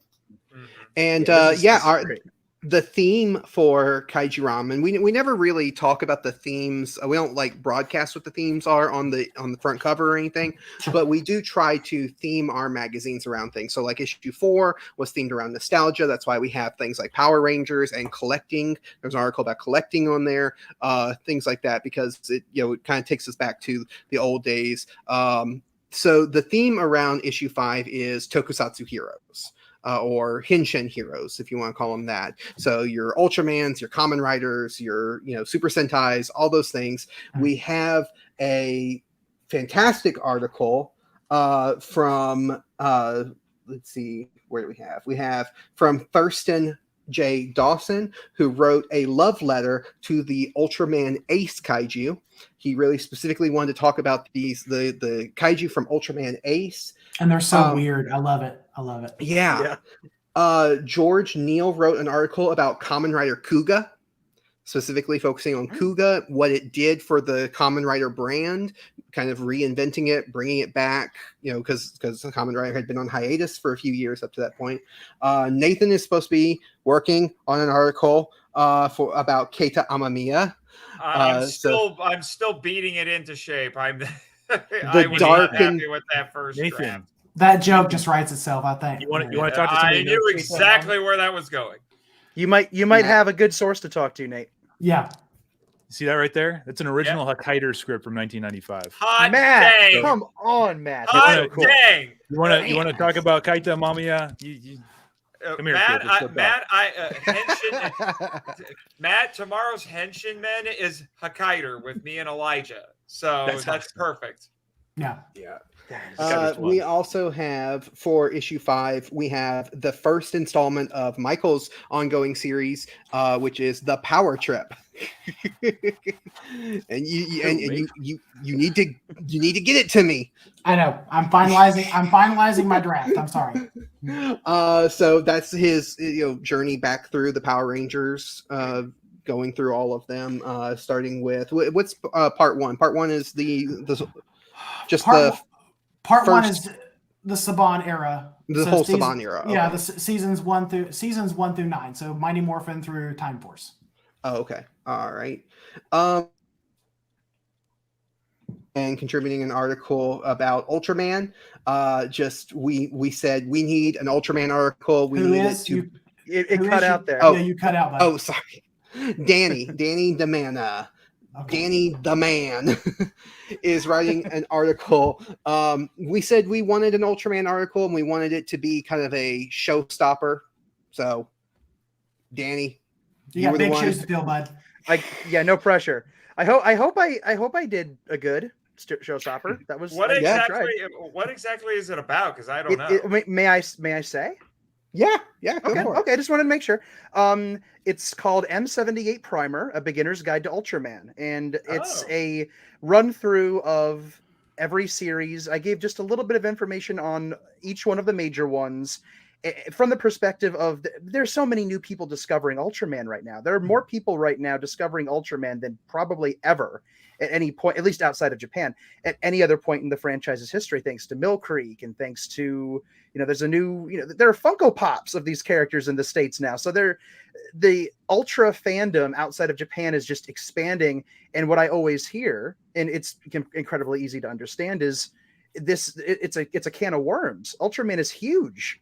So people are intimidated by the size of this franchise. They're intimidated by, okay, when did it start? How many are there? What order are they in? Which one do I start with? How do I know what, I don't know what Tiga versus Taiga versus Trigger is. I don't know.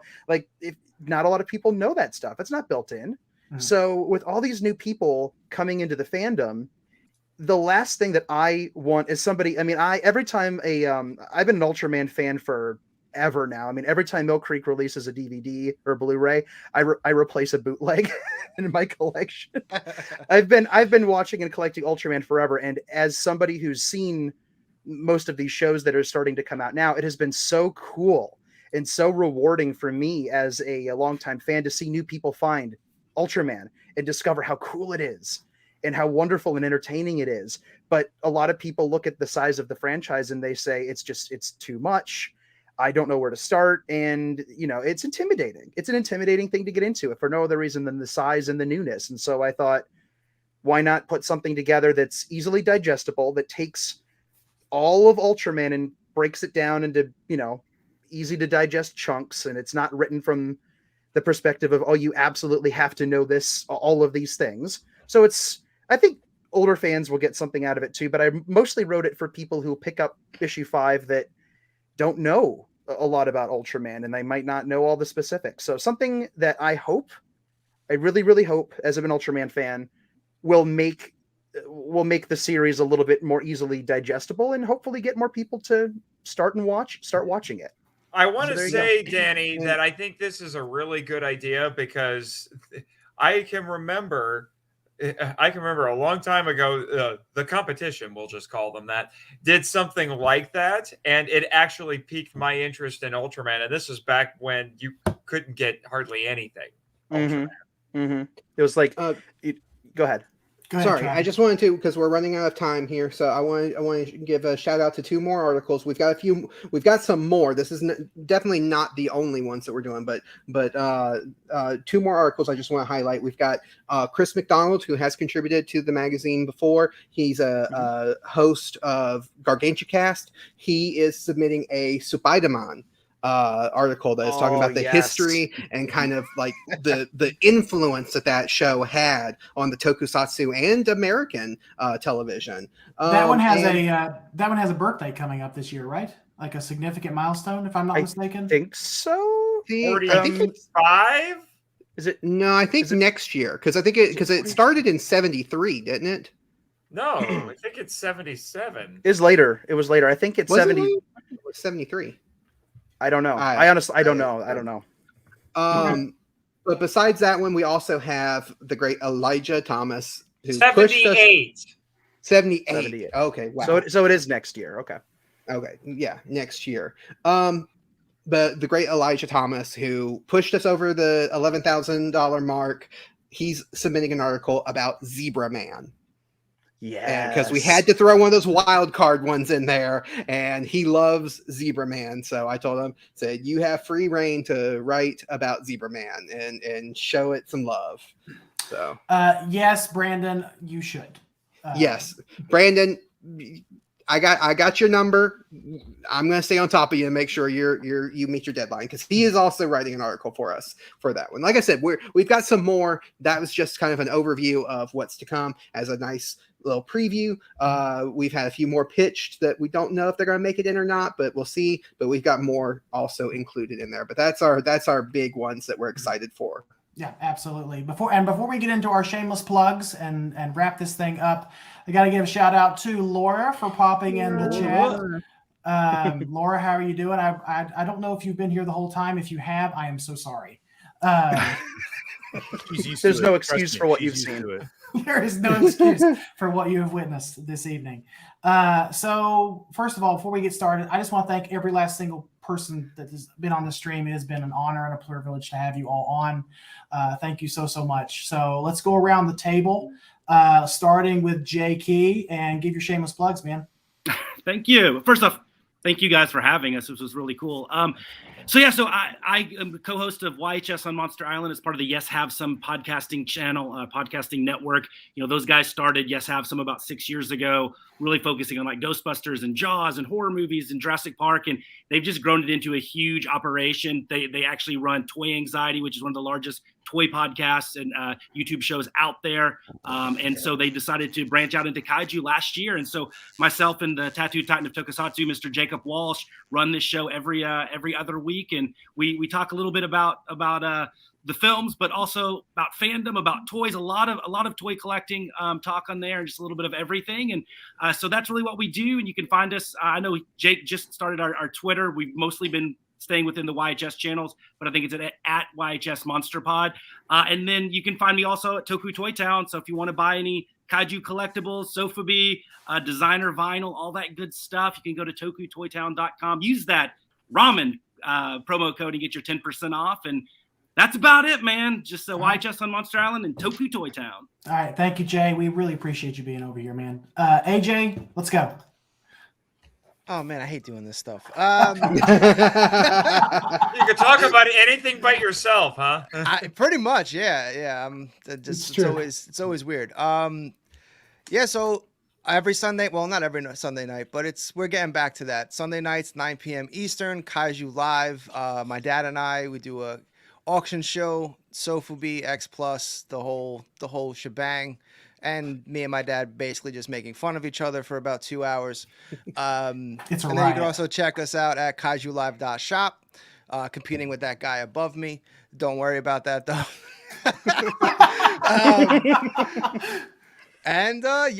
We're on Facebook, Twitter, Instagram, Discord. I love Discord. That is if you ever really need to get a hold of me, like immediately, just Discord is where I'm at. But I don't know, man. No one really likes Discord. I don't feel like it's caught on with the Godzilla fandom just yet. At least not. There's a couple of Discord channels that are pretty Well, I know, massive. like, Our friend Monster Elijah Island buddies. runs one.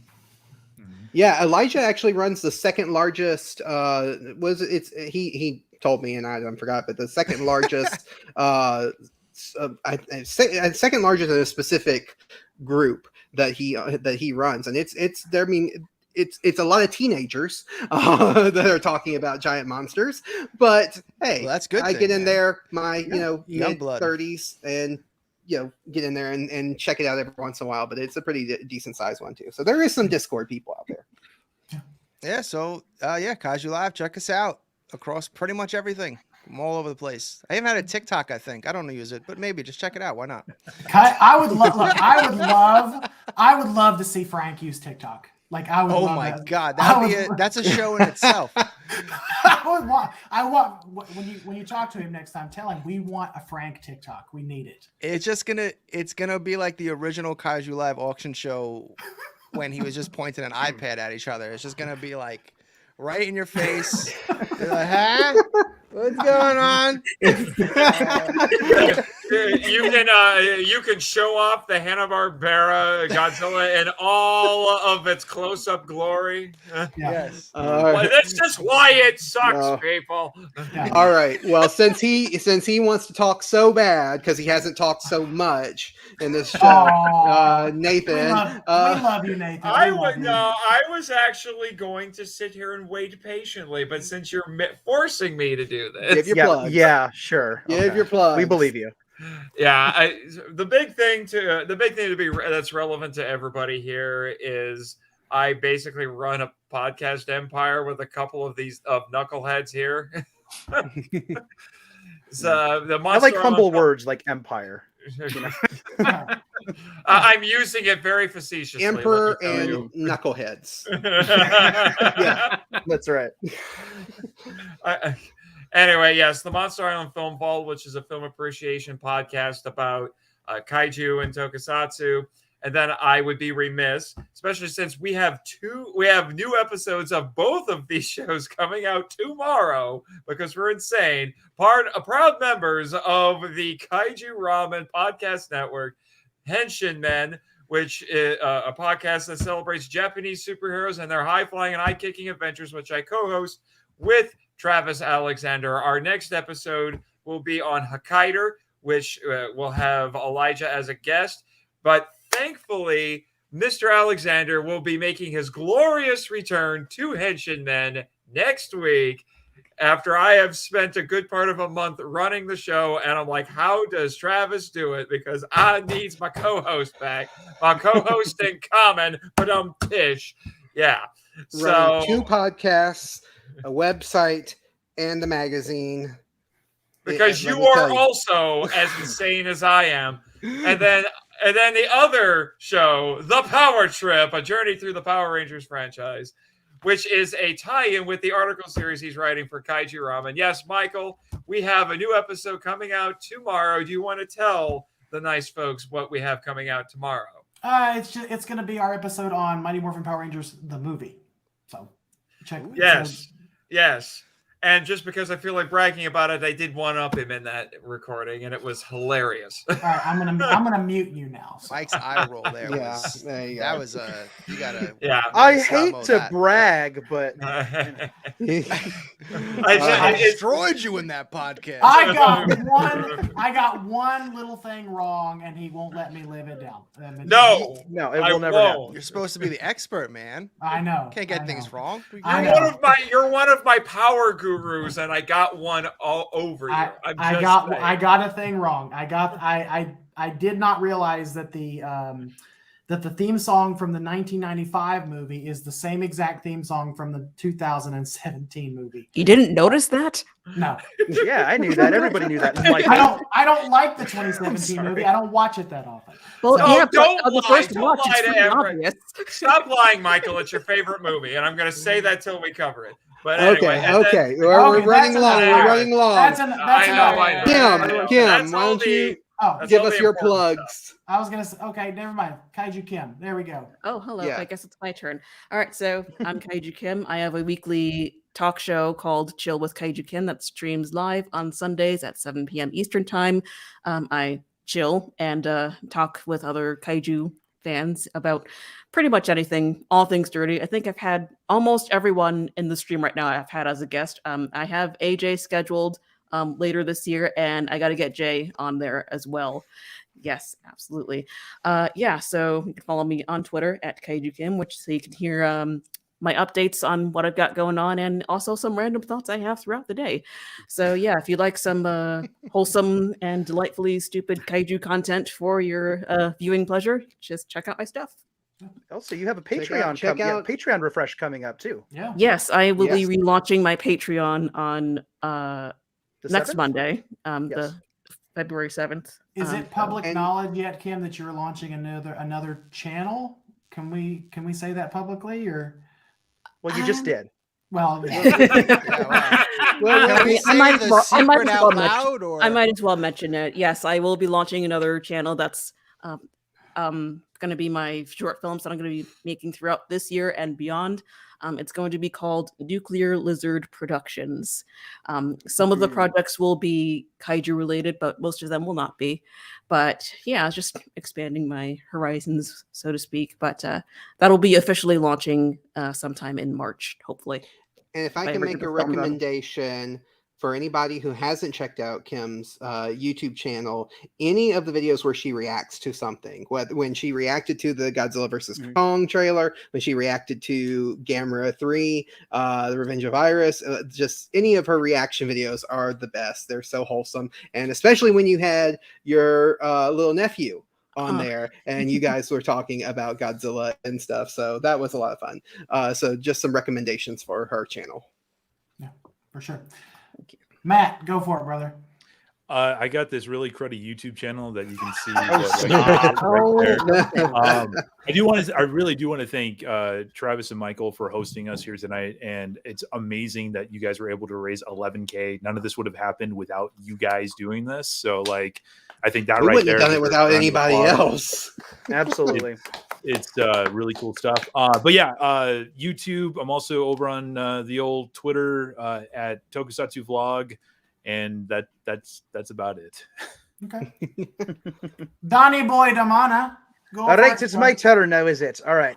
As brief, that's for Kim. Thank you. I appreciate it. We're the accent buddies.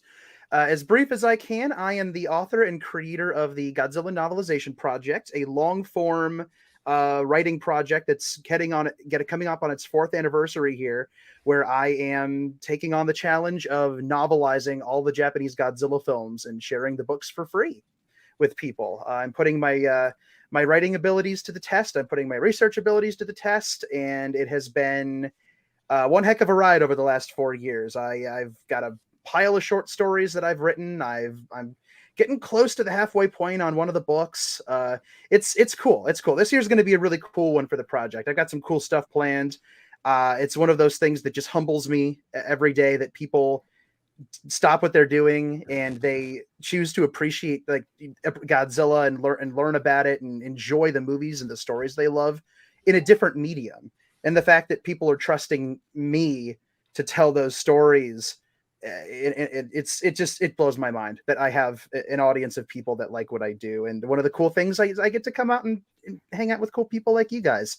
So yeah, if you want to check out the project for yourself and give the stories a read, GodzillaNovelizationProject.com. Nice and easy. You can find me on Twitter at Danzilla93_GNP. If you're into, bad puns, there are a few of those there. I'm on Facebook as well. I have a Patreon. Again, just go on Patreon, type in Godzilla Novelization Project. I have a Patreon exclusive podcast that I host every Saturday, sometimes Sundays if I don't get it done on Saturdays. Good gravy. I mean that's the big thing. I mean there are the things I could plug, but that's the big one. Yeah. So I'm good. I think that's it. I think Travis, go ahead and do the honors for us, man. Well, I wanted to give a good shout out because he's not here now, but Kyle Yount, who was here. I mean, we don't really need to give him a shout out because everyone already knows and loves him. But Collect All Monsters on YouTube and Facebook, just so glad that he was able to stop in even briefly just to talk with us, and so happy to have him on board, writing for the magazine, helping us out. So great. Wanted to give him a shout out too, since he's not here. Dare I say, a lot of us would not be doing what we're doing as far as podcasts go without 100%. the Podfather, Mr. Kyle Yount, for paving the way. Like He paved the way. It's safe to say that he wasn't the first, but he was definitely the one that lasted the longest and made the biggest impact on the fandom. So, so Kyle, thank you so much, man, for coming on and doing this with us. It means a lot. It does mean a lot. Yeah. And as for me and Michael, I mean, we are the hosts of Kaiju Weekly and the creators of Kaiju Ramen Magazine. And we thank you guys so much for joining us, but all of our guests here and also everyone who has been in the chat this whole time. Thank you so much. And thank you to everyone who has pledged. I want to say that even though Michael talks a lot about his collecting addiction, know that none of this money from Kickstarter is going into his collection. This We'll is see all about that. going. None of it. Yeah. None of it is going to feed his habit. That is. We good. are making sure that this money Me is and going Jay to are be just used. gonna split it up. Yeah. Yeah. We know. This We will be coming in here sometime soon. Sparkle glitter, Michael. Sparkle glitter. Oh. 11 grand, Hamilton. 11 grand. I'm just saying. Oh. That'll buy me a lot of sparkle, Jay. Wait, a lot of sparkle. Maybe some glow in the dark. But no, all of that money that we have gotten from everybody that has pledged is going towards producing kaiju content that is inclusive, that is fan focused, focusing on the people who enjoy these movies. That's one thing that we have prided ourselves on. That's something that we want to continue to do, is make sure that it is something that we celebrate, not just the movies, but the people who love those movies. And so that is what this is going to be. So yeah. And if Michael, you want to put up the Kickstarter one more time, just so Sure. we can see it for everyone. Sure. Let me pull up the tab here. The old tab. Okay. Put up the tab, Shenny. I'm pulling up the tab, Shine. You're not doing it fast enough. 197 people have said that they want good kaiju content that celebrates not just the monster movies that we love and that a lot of us have loved since we were kids, as far back as we can remember, but also want to highlight the voices of the people who love these movies. And that's one thing that we do with our magazine. We highlight the artists, we highlight the writers, we have contributing writers from all different walks of life, so that we can just kind of show the diversity of the kaiju fandom. And 197 people have helped us reach that goal. So thank you to everyone. And if you want to know more about Kaiju Ramen, if you want to see what we've got planned coming up, what we've got, some of our news articles that we're posting on our website, you can check out everything at kaijuramenmedia.com. We are growing and expanding, the podcasts, the magazine, everything. So we've got a lot of irons in the fire that we're hoping to create more and more content. Yeah, absolutely. And honestly, Congratulations, guys. Thank you so much, every last one of these wonderful people. Like I just really appreciate you all coming on and spending the last 2.5 hours, actually almost 3 hours with us. Almost 3. Almost 3 hours with us. So like totally, we cannot thank you guys enough for being willing to support us in this way and just financially support us, like being our backers and just our moral support throughout this whole process. Couldn't have done it without y'all. Like AJ, Jay, you and your team, Kim, we've been on all of your shows at this point, and we just appreciate you for like promoting the project and just getting the word out there, because honestly, we probably wouldn't be at $11,000, which is a crazy number for me to utter, without every single person on this stream. So we really appreciate you guys. And we also want to say thank you for listening and sharing this stream with your friends. You can follow, if you want to follow us on Twitter, you can at Kaiju Weekly. All the links to our social media will be in the description, as well as a link to the Kaiju Groupie Facebook group will be listed in the description of this episode. You can send questions, comments, or this is really not even relevant to this podcast. No. This is our outro. This is our outro. This is not even relevant to what If you want to follow we us can do scripted on outros, I need to do that next time. That's what, hey, it helps a lot on the podcast. Trust me. does I help. learned a long time ago that on the podcast, I have the script there so I can always do the same spiel. Well, what is usually unscripted, because we just come up with it on the fly, we always end the episode with, you can help control the giant monster population and have your Mondo Hanna-Barbera Godzillas spayed or neutered. I knew it was coming. I think Yeah. he's did it already. Don't worry. Yeah, I knew it. I think it came out of the box, neutered. Thank you, Thank you, guys. I was gonna say. Oh man. That's Thank how you we're guys That's so how we're much. ending it. Bye, guys. Good night, everybody. Good night, everybody. Had a blast. Thanks for having us.